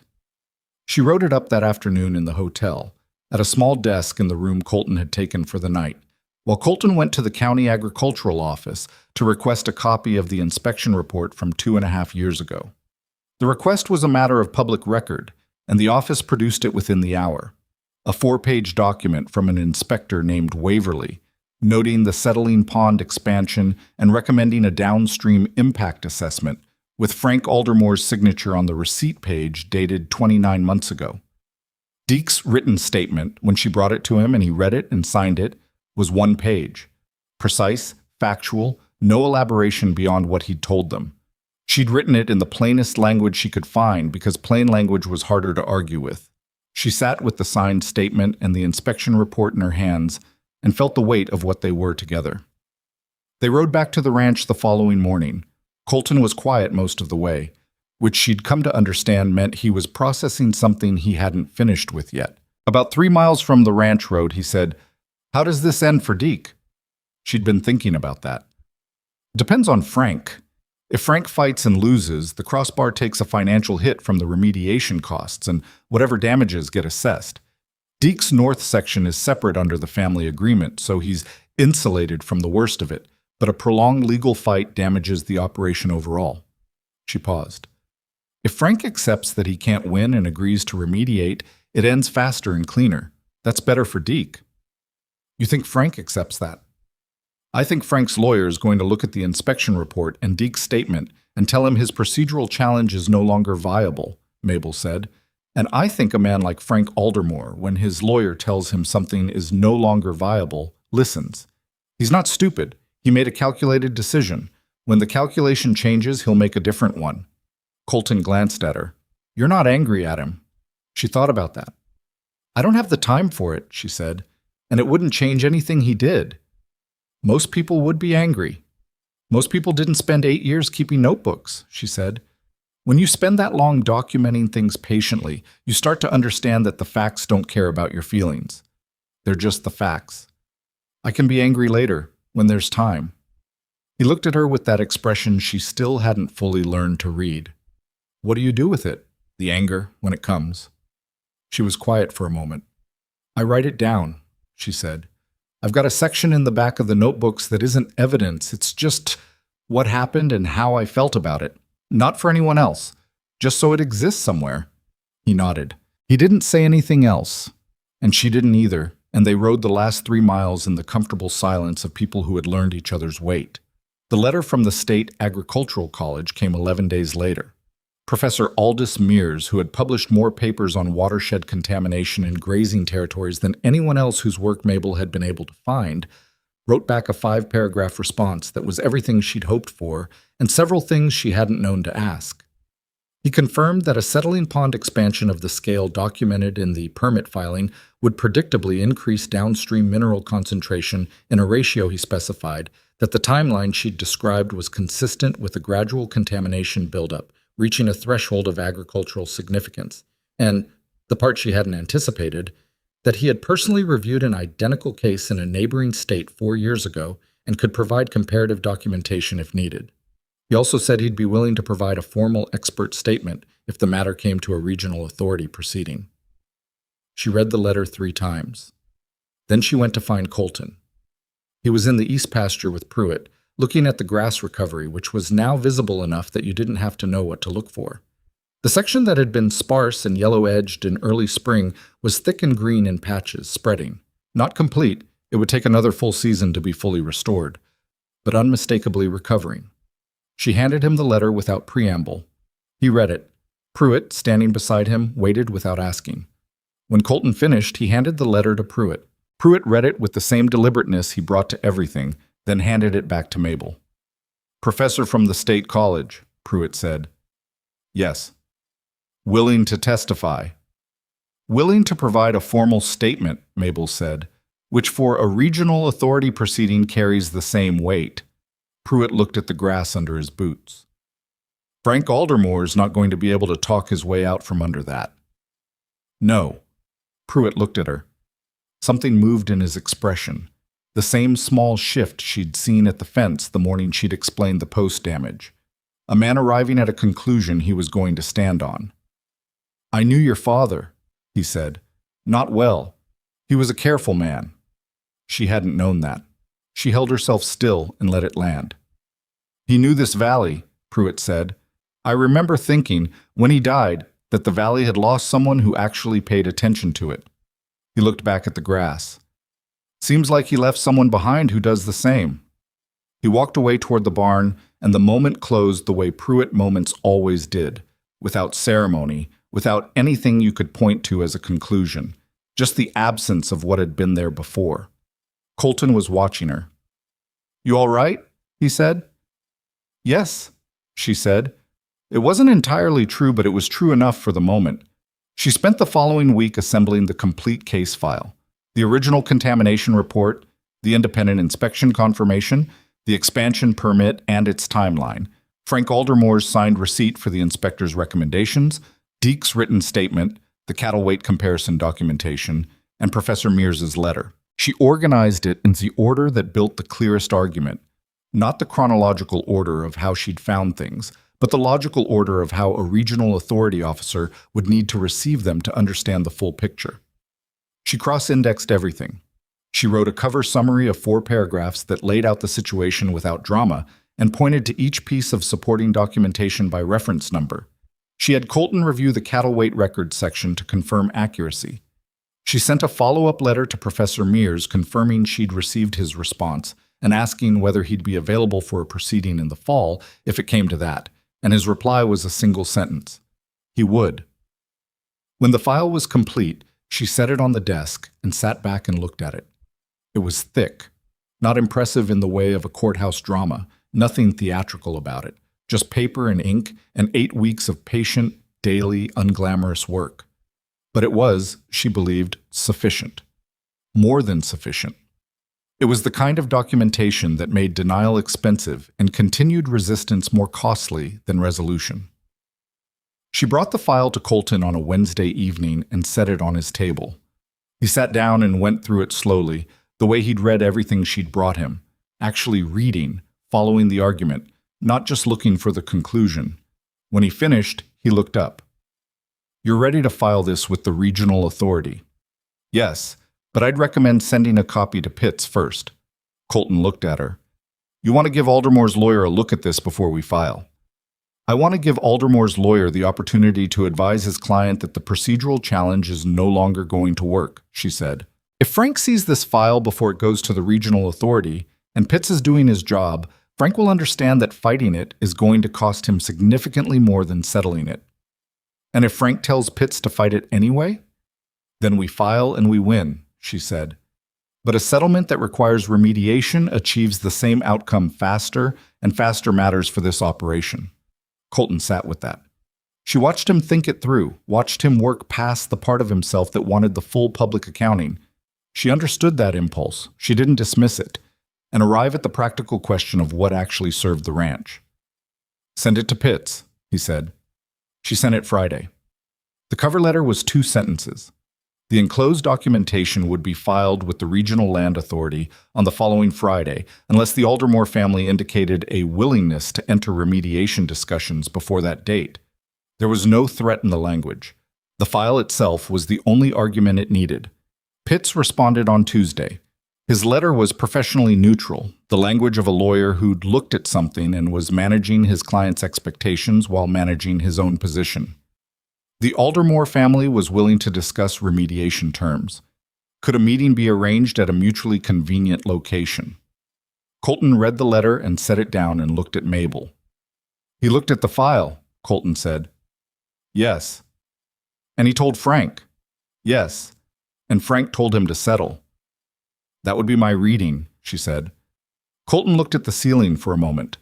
When he looked back down, his expression had something in it she hadn't seen before. Not relief exactly, not triumph, something quieter than both. The particular look of a man who'd been holding a great deal of weight and had just felt a portion of it shift off him. The August note, he said. The timber sale covered it, she said. You know that. I know. I just needed to say it out loud. He exhaled. What does a remediation settlement look like? Full remediation of the settling pond at crossbar expense, verified by independent inspection. The same standard I set out in the conditions to Deke. Ongoing water quality monitoring for a minimum of 2 years at their expense, and a formal county record of the agreed resolution so that if the contamination recurs, the baseline is established. She paused. The damage claim is the negotiable piece. You can hold it or release it depending on what they offer in terms of remediation quality and timeline. What would you do? She thought about it honestly. I'd release it in exchange for an accelerated remediation timeline, 60 days instead of 90. Every day that pond is running is another day of contamination, even at reduced levels. Faster remediation is worth more to this ranch than whatever the damage claim would yield after legal fees. He nodded slowly. 60 days. And the independent inspector is non-negotiable, she said. We select, they pay. Agreed. The meeting with Pitts happened the following week, at the county land office with Howard Garrett present as the oversight authority. Frank Aldermore did not come himself. He sent Pitts and a ranch manager, which told Mabel everything she needed to know about how Frank had processed the situation. Not defeated, exactly. A man like Frank Aldermore didn't do defeated cleanly, but absent, which was its own kind of answer. The negotiation took 4 hours. Mabel sat beside Colton and answered technical questions when they arose and said nothing when nothing needed to be said. Pitts was professional and unhappy in equal measure, which was appropriate. The Crossbars ranch manager looked like a man who had been instructed to cooperate and found it genuinely uncomfortable. They settled on 63 days for the remediation timeline. The independent inspector was confirmed by mutual agreement.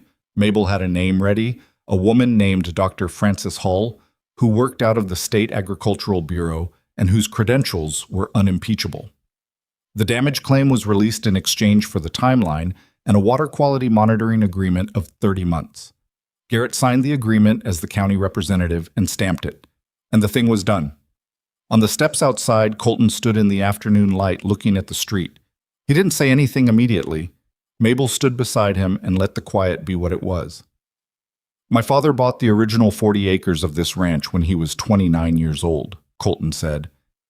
He told me once that land doesn't give you anything for free.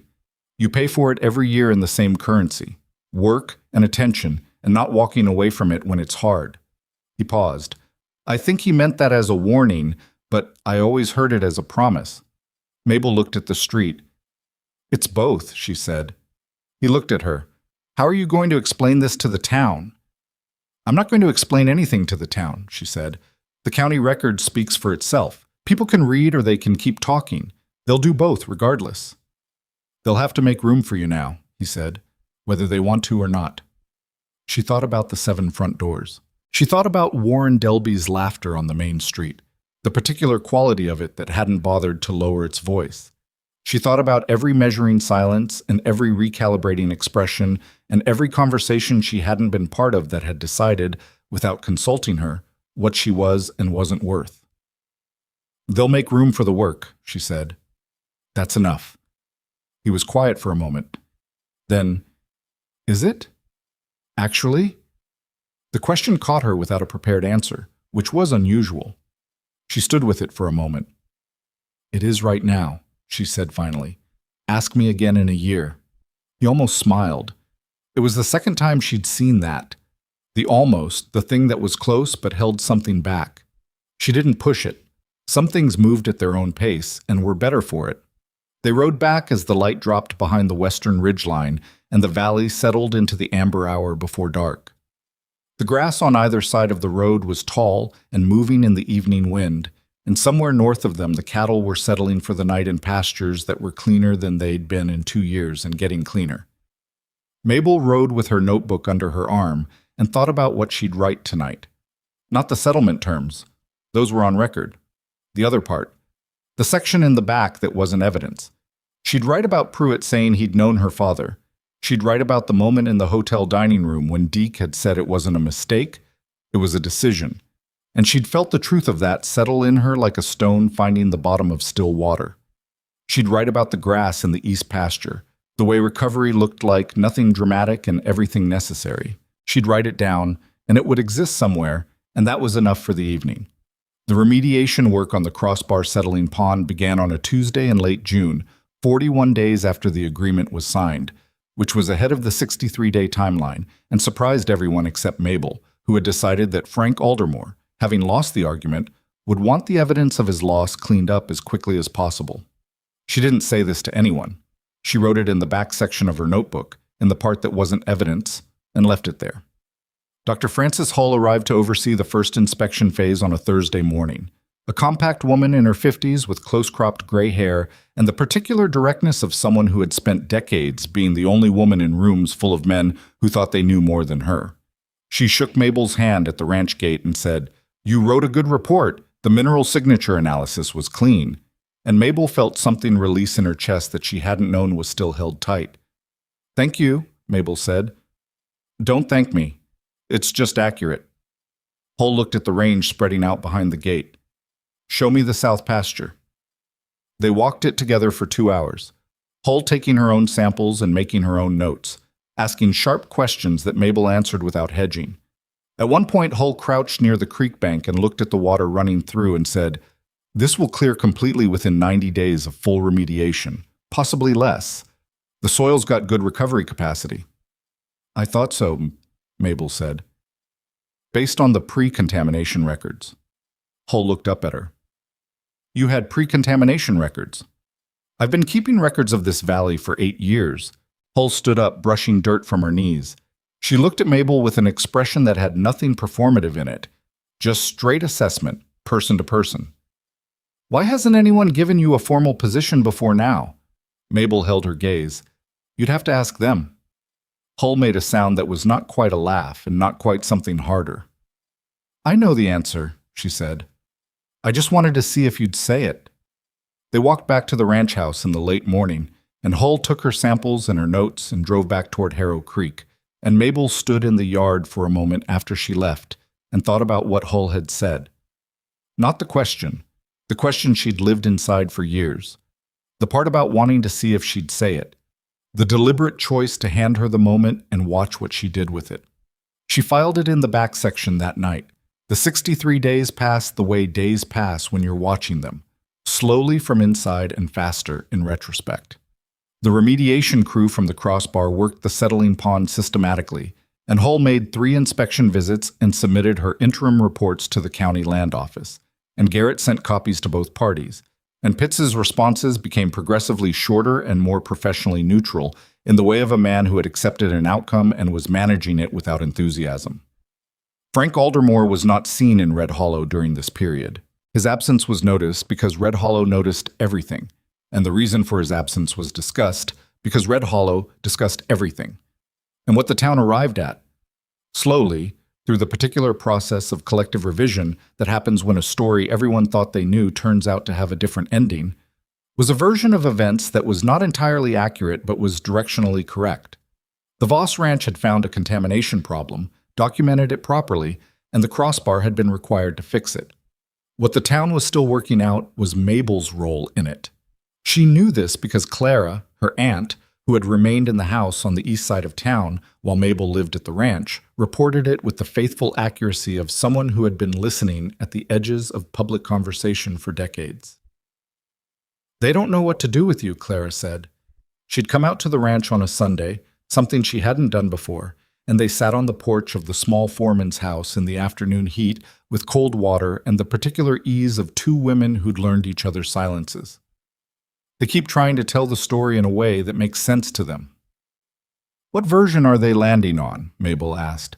"Right now, the most popular one is that you helped Colton Voss find a water problem, and he handled the rest." Clara paused. "I've been correcting that version when I hear it." "You don't have to do that." "I know I don't have to," Clara said. "I do it because it's accurate. And because I'm 71 years old and I'm tired of watching people tell inaccurate stories about women who do the work while men get the credit." She said it without heat, the way she said most things, as plain fact delivered by someone who'd had enough time to be done being surprised by it. Mabel looked at the range. The south pasture was visible from the porch, and the grass was visibly fuller than it had been 2 months ago. Not complete. Completion would take another full season, but unmistakably, undeniably better. She had looked at it every evening and written the date and a one-line observation in her notebook. She had 41 consecutive entries now. "How's Warren Delby taking it?" Mabel asked. Claire's expression did something complicated. "Quiet," she said, which from Warren is about as close to embarrassed as he gets. Mabel nodded. She'd thought about Warren less than she expected to over these months. He'd taken up a lot of space in her thinking during the years when what he'd done still felt like a verdict rather than an opinion. The distance between those two things was something she'd had to earn, and she hadn't fully arrived at it until sometime in the middle of the contamination documentation work, when she'd been alone in the office at 11 at night reading survey records by lamplight, and had suddenly realized she hadn't thought about any of the 7 doors in 3 weeks. "Let him be quiet," Mabel said. "That's enough from him." Clara looked at her with something in her eyes that wasn't quite pride, something more like recognition. The look of someone who had been watching for a long time and was glad of what they were finally seeing.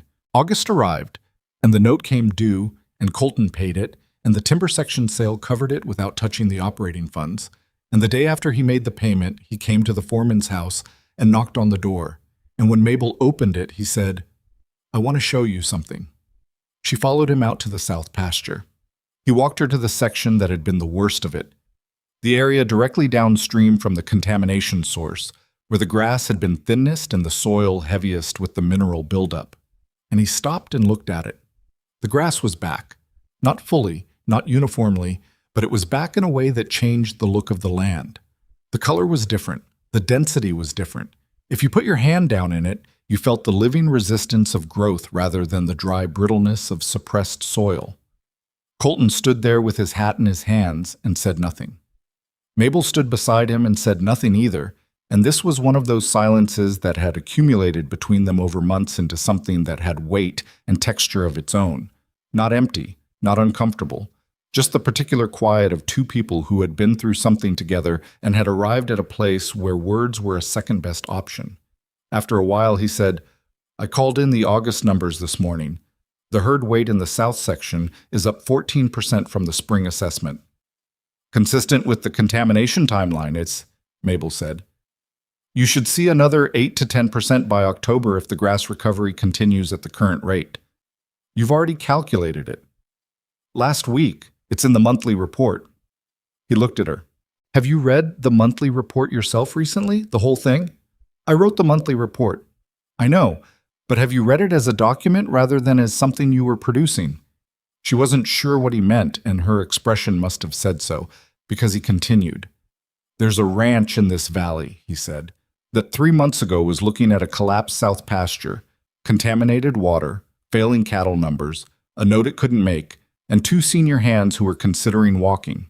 Today it has a recovering south pasture, clean water with documentation to keep it that way, cattle numbers going in the right direction, a note that's been paid, and 30 men who show up every morning and do their work.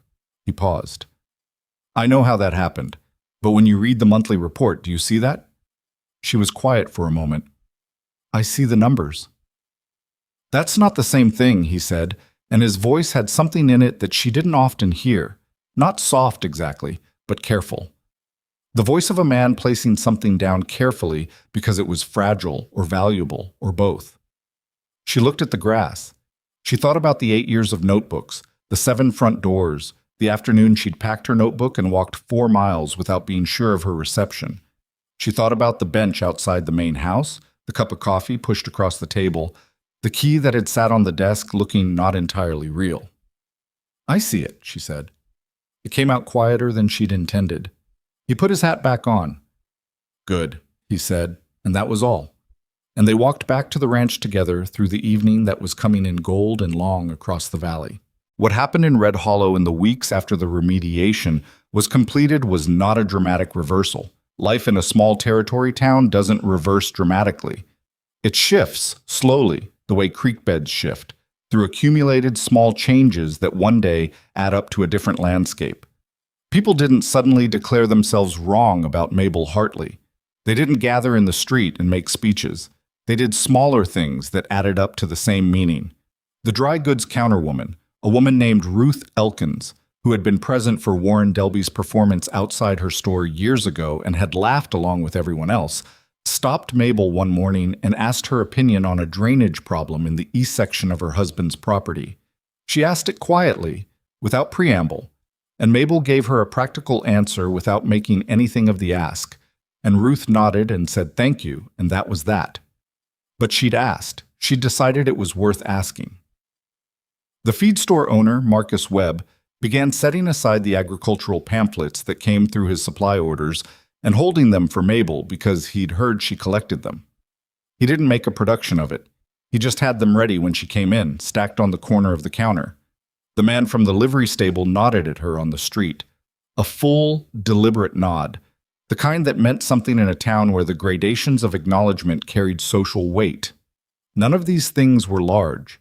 Individually, they were barely visible. Together, they were the texture of a change that was real and would hold, because it had come from observation rather than declaration. These people had updated what they thought, because they'd seen something that required updating, and that kind of revision doesn't reverse. Mabel wrote about this in the back section too. Not bitterly. She'd moved past the place where bitterness would have been useful, but honestly. She wrote that being seen for what you are after years of being seen for what you look like is not a simple, uncomplicated relief. It carries its own weight. There's grief in it for the years when the scene came too late or not at all. And there's the complicated work of receiving something you wanted for so long that you'd built defenses against wanting it. She wrote, "The problem with getting what you needed is that it makes you fully aware of how long you went without it." She closed the notebook and went back to work. The gray gelding, whose name turned out to be a matter of some dispute among the hands, 3 of them had given him different names in the months he'd been unmanageable, none of which had stuck because none of them had been speaking to a horse that was listening, finally accepted a name in September. It was Mabel who named him, which no one made a ceremony of, but which everyone noticed. She called him Current, because he'd been moving against something unseen from the beginning and had come through it. Pruitt said when he heard the name, "That makes sense," which was the closest thing to poetry she'd heard from him, and she thought her father would have liked the man. The thought of her father came more often now than it had in the years right after his death, which she'd been told was common and had not found to be true in her experience until recently. She thought about what he would have made of these months. He was a man who'd taken everything seriously and nothing personally, which was a harder combination than it sounded, and she thought he would have recognized in this valley's problems the same kind of patient, systemic attention he'd given everything. He would have recognized her notebooks. He might have said something dry and accurate about the 7 front doors that would have made her laugh. She would have told him about Pruitt saying he'd known him. She thought he would have been glad to be remembered that way. Not as a legend, just as a careful man who'd paid attention. She was thinking about this on the first cool morning of September, when Colton found her at the desk in the bunkhouse office with the window open and the early air coming through it and the notebook spread in front of her in the particular organized chaos that was her working arrangement. He sat down in the opposite chair, something he'd been doing more frequently over the past weeks, the habit of a man who'd found a place where thinking happened and had started to come to it. Hull filed her final inspection report yesterday, he said. I know. Garrett sent me a copy. The remediation is certified complete. Yes. 30 months of water quality monitoring starts from yesterday's date. Yes? He looked at her. What's next? She'd known this question was coming. She'd been carrying it around since July, turning it over, looking at its different faces. That depends, she said. On what? On what you're asking. She held his gaze. If you're asking what's next for the ranch, I have a full assessment of the winter grazing rotation that accounts for the south section's recovery trajectory, and I can walk you through it this afternoon. If you're asking something else, I'd rather you ask it directly. The room was quiet for a moment. Outside, someone was working near the barn, the sound of metal on wood, rhythmic and distant. I'd like you to stay on, he said, not as a temporary arrangement, as a permanent position, formal title, formal wage. Land and water manager for the Voss operation. She'd expected this and had still not entirely prepared for receiving it. She kept her expression level. What does that look like in terms of scope? Full authority over grazing management, water system maintenance, soil assessment, and documentation. You'd have direct input on any expansion or acquisition decisions that involve land quality. He paused. Pruitt would handle the cattle and hands management. You'd have equal standing with him in operational decisions. Pruitt knows this? I talked to him last week. He said, and I'm giving you his exact words, that woman knows more about this land than I do, and it'd be stupid not to use it. Mabel thought about Pruitt's face saying those words. It was absolutely accurate. I have conditions, she said. I expected you would. The title needs to be in writing in the county employment record. Not just internal, public record. If I'm doing this work at the level it requires, it needs to be documented as a professional position, not something informal that can be characterized differently later. Agreed. My notebook records, 8 years of them, become working documents of the operation, not personal property I take when I leave.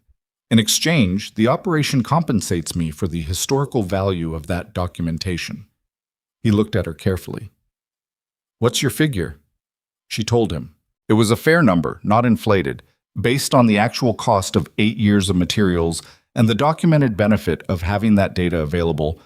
The contamination case alone had been built partly on that historical record. He didn't flinch. Agreed. Third, she stopped. This was the one she'd thought about longest. I need a decision-making role on water rights negotiations. This valley's water situation is going to become contested within 5 years. The population's growing in the northern territories, and the downstream pressure on this watershed will increase. I need to be part of those conversations from the beginning, not brought in after decisions are made. Colton looked at her for a long moment. That's not a land manager request, that's a partner request. Yes, she said. The word sat between them with everything it carried. She had thought, in the weeks leading up to this moment, about what she was actually asking for, and what she was not asking for, and about the difference. She was not asking for something she hadn't earned. She was not asking out of the exhaustion of wanting to be wanted, the way she'd been wanted, or not wanted, by 7 men who looked at her and saw something less than what was there. She was asking from the position of someone who knew exactly what she'd contributed and what it was worth, and was done accepting less than that worth in the accounting. Yes, Colton said. Yes to the role, or yes that it's a partner request. Both, he said. She looked at him. He looked back at her. There was something in the room that had been building since the first morning she'd spread her notes on his breakfast table, and he'd actually read them. and it was not a simple thing, and she was not going to pretend it was simple or rush it into a shape it wasn't ready for. But it was there. It had been there for some time, patient and solid, the way the things that actually last tend to be. Then we should put the whole arrangement in writing, she said. This week, he said. Good. She turned back to her notebooks, and he stayed in the chair, and neither of them felt the need to make anything larger of the moment than it was, because what it was already felt sufficient. The arrangement went into writing that Friday at the county land office, with Garrett officiating because he'd become something of an unofficial witness to the whole arc of this situation and seemed to find a dry satisfaction in seeing it reach this point. He read the documents, asked 2 clarifying questions, and signed where required. Miss Hartley, he said when the papers were filed. That report you brought me in April. Yes? I've been in this office for 19 years, he said. That was one of the 5 best documented cases I've received in that time. He paused. I should have said so earlier. She looked at him. Yes, she said. You should have. He had the grace to receive that without deflecting. Noted, he said. They left the office and stood on the steps in the October light, which was thinner now, the summer burned off and the cooler season settling in with its particular clarity. Garrett just admitted he should have said something sooner, Colton said.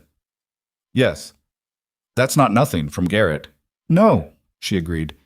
It's not. He looked at the street. Red Hollow was going about its Tuesday in the way it always did. The dry goods wagon at the corner, 2 women talking outside the post office, a dog sleeping in the wedge of sun near the livery. Ordinary, unchanged, exactly itself. She'd spent years in this town being seen as the wrong shape for whatever it needed. She'd walked its streets with the particular weight of being publicly assessed and publicly found wanting. She knew every face on it, every gradation of how those faces arranged themselves when they looked at her. Standing on those steps in October, she felt the town differently. Not transformed, she'd never been the kind of person who believed in transformation as a single event, a before and after. But different. The way you feel different standing in a room you've been in many times when the light is coming from a new angle. Same room, different quality of seeing. Warren Delby crossed the street below them. He saw her. He did not laugh. He did not look away either, which would have been its own kind of statement. He looked at her for a moment with the expression of a man performing a recalculation he hadn't asked for and wasn't finished with. And then he nodded and kept walking. She watched him go. Was that? Colton began. Yes, she said. Did he just... Yes. Colton was quiet for a moment. How do you feel about that? She thought about it honestly. Like it's the smallest possible thing he could do, she said, and also like it's something. They rode home in the early afternoon, and the valley opened up around them in the way it always did from the road north of town. The ridge lines on both sides, the grass running long in the fields that were transitioning from summer growth to fall color, the creek visible in the lower section catching the flat light. This valley. Her father's valley. Hers in the only way she'd ever wanted to hold it. Through knowledge, through attention, through the daily work of understanding what was here. In October, Dr. Francis Hull sent a letter to Mabel at the ranch. It was professional in format and direct in content. She was assembling a working group on watershed contamination documentation in grazing territories to produce a standard reference guide for land managers in the region. She had read Mabel's contamination report and the follow-up documentation. She would like Mabel to contribute a chapter on field methodology and soil sample analysis specific to valley watershed systems. She enclosed a schedule and a fee for the contribution. Mabel read the letter twice. She read the fee, which was more than she'd expected. She set it on the desk and looked at it. Then she picked up her pen and wrote back, accepting. She told Colton about it at supper that evening. He was quiet for a moment, then said, "You're going to be published." "A contributed chapter in a working reference guide," she said. "It's not a novel." "In 10 years," he said, "that chapter is going to be cited by land managers across 3 states who don't know your name and are using your methodology without knowing whose it is." She looked at him. "That's a specific prediction." "I've been watching you work for 6 months," he said. "I'm starting to know what your work produces. She thought about that for the rest of the evening. The idea of work going forward without you, past your name, into the hands of people who just need it because it's useful. Her father had worked this land for 20 years and left no publications, no formal record, just the land itself in the shape of how he'd managed it, and the memory in an older ranch hand who'd mentioned him at a fence post on an autumn morning. That was a kind of publication, too. That was the kind that didn't need a title page. She wrote the chapter over 6 weeks, working in the evenings after the daily ranch work was finished. She wrote it in the same plain, precise language she'd used for the contamination report, the kind of writing that's harder than it looks because it requires removing everything unnecessary and being left with what's actually true. Hull's editorial response came back with 2 small corrections and 1 note that said, "Excellent methodology section, clearest I've received." The working group published the reference guide in the spring. Mabel's chapter occupied pages 43 through 61. Her name was in the contributors section as Mabel Hartley, Voss Land Operations, Red Hollow Territory, and her title was listed as Land and Water Manager because that was what was in the county record, because she'd made sure of it. Winter on the ranch was a different kind of work, less about crisis and more about maintenance, about checking and preparing and keeping the systems that had been established in summer running through the harder season. Mabel had always found winter clarifying. The valley showed itself differently in cold, the water systems more visible, the soil conditions more readable, the animal behavior more legible without the confusion of heat and heavy growth. She and Pruitt developed, over the winter months, the working relationship she'd hoped for from the beginning, not warm in any demonstrative sense, because neither of them was built that way, but solid and functional in the way of 2 people who respect each other's competence and have stopped needing to establish it. He deferred to her on water and land questions without ceremony. She deferred to him on cattle management and hand relations without ceremony. They had 2 disagreements that winter, both of which they resolved by laying out their respective evidence and letting the evidence settle it, and both of which ended without residue. The gray gelding, Current, wintered well. He'd become something that the hands worked with routinely by December, which had seemed impossible in April. Mabel didn't take particular credit for this. She'd simply given him the conditions under which what he already was could function. Most of the good work she'd done in this period felt like that, not imposing something new, but removing what was blocking what was already there. She wrote that in the back section of the notebook, on a night in January when the wind was up and the lamp was warm, and she was thinking about the year that had passed. She wrote, "I spent years believing the problem was what I looked like. The real problem was that I was in the wrong room, not because the room was right and I was wrong for it, but because the room had decided in advance what it needed and couldn't update. The door opened when I found a room that had a problem I could actually solve. After that, it wasn't about what I looked like. It was about what I could do. I don't know if that's justice. I think it's just how things work, and the work is understanding that and going to find the right room anyway." She read it back. Then she added, "The notebooks were always the right room. I'd had it the whole time." Spring came back to the valley with the particular extravagance of a season following a hard one. The south pasture, in its 2nd year of clean water and recovery, came in thick and even, and when Hull made her first monitoring inspection of the year, she walked the section and made her notes, and at the end said to Mabel, "Full recovery. I'd certify this pasture as restored." Mabel wrote the date and the word restored in her notebook. 43 characters. The end of a 2-year entry. At the spring cattle assessment, the south section herd numbers were the best in the ranch's recorded history. Pruitt presented the numbers at the morning meeting without preamble, read them out, and looked up and said, "That's because of the pasture restoration." And then he looked at Mabel and said, "Your work," and went back to his notes. Colton, across the table, said nothing, but she caught his expression for a moment before he moved on to the next item, and what was in it was something she'd been learning to receive without deflecting. The particular look of someone who had made a good decision and knew it, and was glad. She thought about the woman who had walked to this ranch a year ago with a worn notebook and an idea about creek diversion. She thought about sitting on the bench outside the main house, hands flat on the notebook, waiting. She thought about how much of what had happened since then had come from that particular kind of willingness. Not confidence, not certainty, just the refusal to let fear make the decision about whether to try. She had been rejected 7 times. She had spent years carrying that as evidence of something wrong with her. She understood now, with the full clarity that only time and honest work can bring, that what those 7 doors had measured was not her worth, but their own limitations. She was not too large for this world. She was too large for those particular rooms, and that was a different thing entirely, and it was their loss, not hers.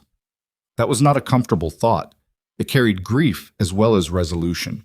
Grief for the years that had passed in the waiting, for the version of herself that had spent too long accepting other people's assessments as verdicts. She didn't tidy that grief into something neat. She let it exist alongside everything else, because that was honest, and honesty had been the only tool that had ever actually worked. What she knew, standing in the valley in spring with the grass coming back and the water running clean, and 30 men showing up every morning to work land that was healthier than it had been in years, was this. She had always been exactly what she was. The documentation had been in the notebooks the whole time. The world had simply needed to be presented with it in a format it couldn't dismiss. The county agricultural fair in May included, for the first time in its 30-year history, a session on watershed management for small and medium ranching operations. The organizer had written to Mabel in February asking if she would speak. She had said yes. She stood at the front of a room of 40 people, ranchers, land managers, a few county officials, and in the back row, Clara, who had made the trip to Harrow Creek without announcing she was coming and sat with her hands folded and her expression carefully neutral in the way of someone who was feeling a great deal and had decided not to make a scene about it. Mabel spoke for 40 minutes about watershed documentation, about the specific behavior of this valley's water systems, about how the contamination case had been built and what methodologies had been most useful. She spoke without notes because she'd lived inside the material long enough that notes would only have slowed her down. She answered questions for 20 minutes after. 2 of the ranchers in the audience had questions that showed they'd been dealing with similar problems on their own properties and hadn't known how to approach them. She gave them both her address at the Voss Ranch and told them to write. Afterward, Clara came to the front of the room and stood in front of her daughter's daughter and said nothing for a moment, and then said, "Your mother would have been here." It was the first time Clara had mentioned Mabel's mother in years.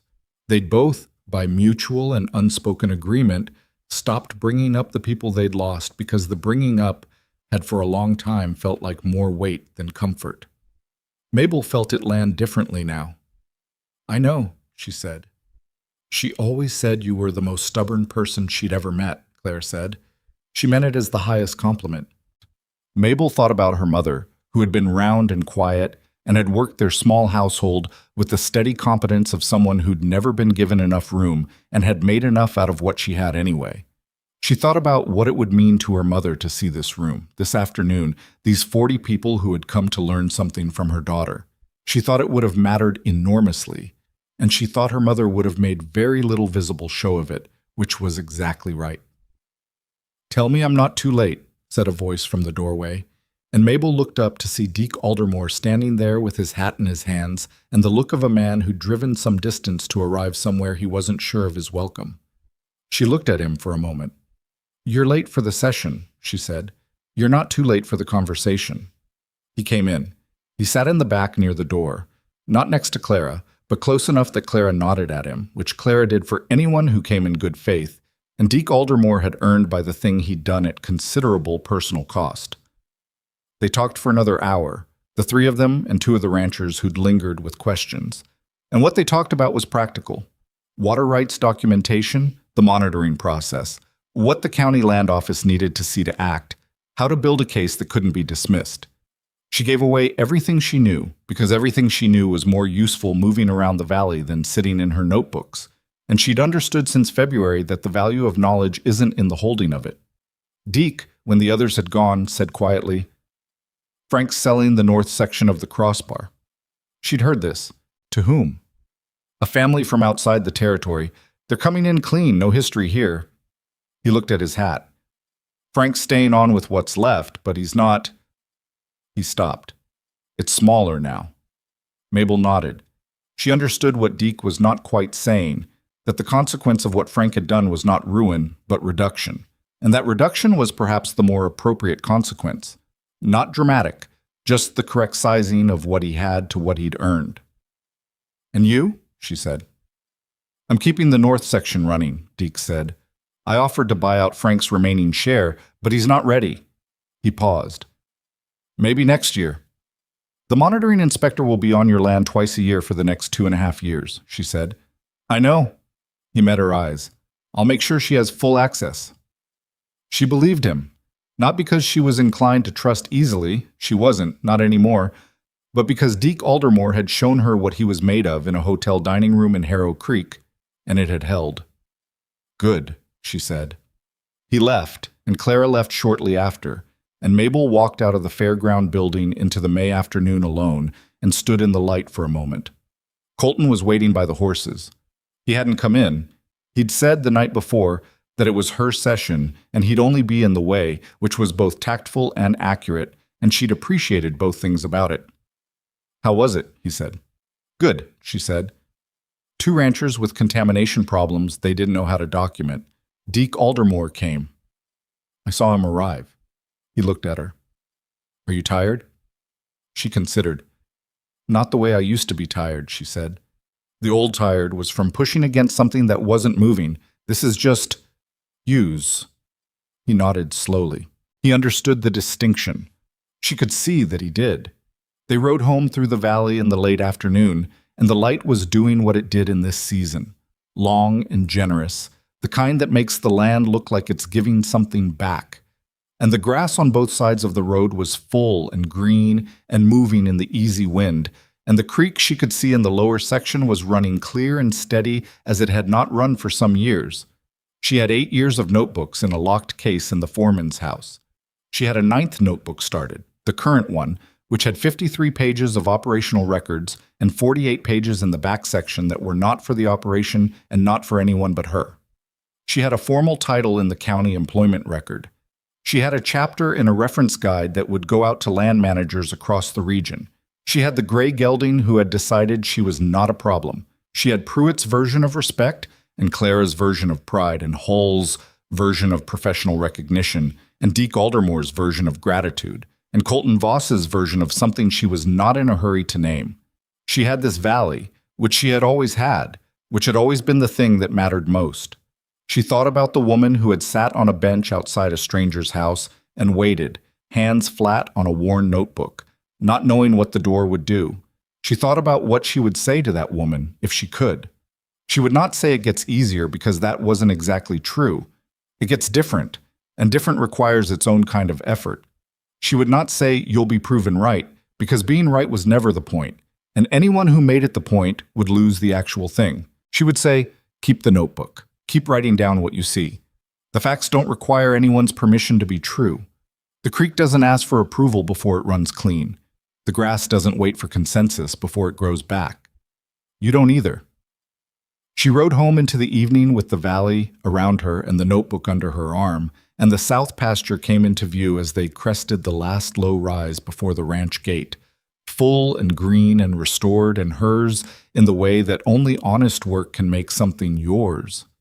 And she looked at it for a long moment and then looked forward again and rode on. There are people in this world who get told early what they're worth and spend their lives trying to argue with that number. Mabel Hartley had been one of those people for a long time. What she learned, through years and notebooks and 7 closed doors and one that finally opened, was that the argument was always a mistake. You don't argue with people who've decided not to see you. You go find the land that needs what you know, and you do the work, and the work makes its own case better than any argument ever could. She had not been waiting for someone to believe in her. She had been waiting for a problem worthy of what she already was. When she found it, she didn't hesitate. That was the whole of it, and it was enough. And the valley knew it. And that was the truest record she had ever kept.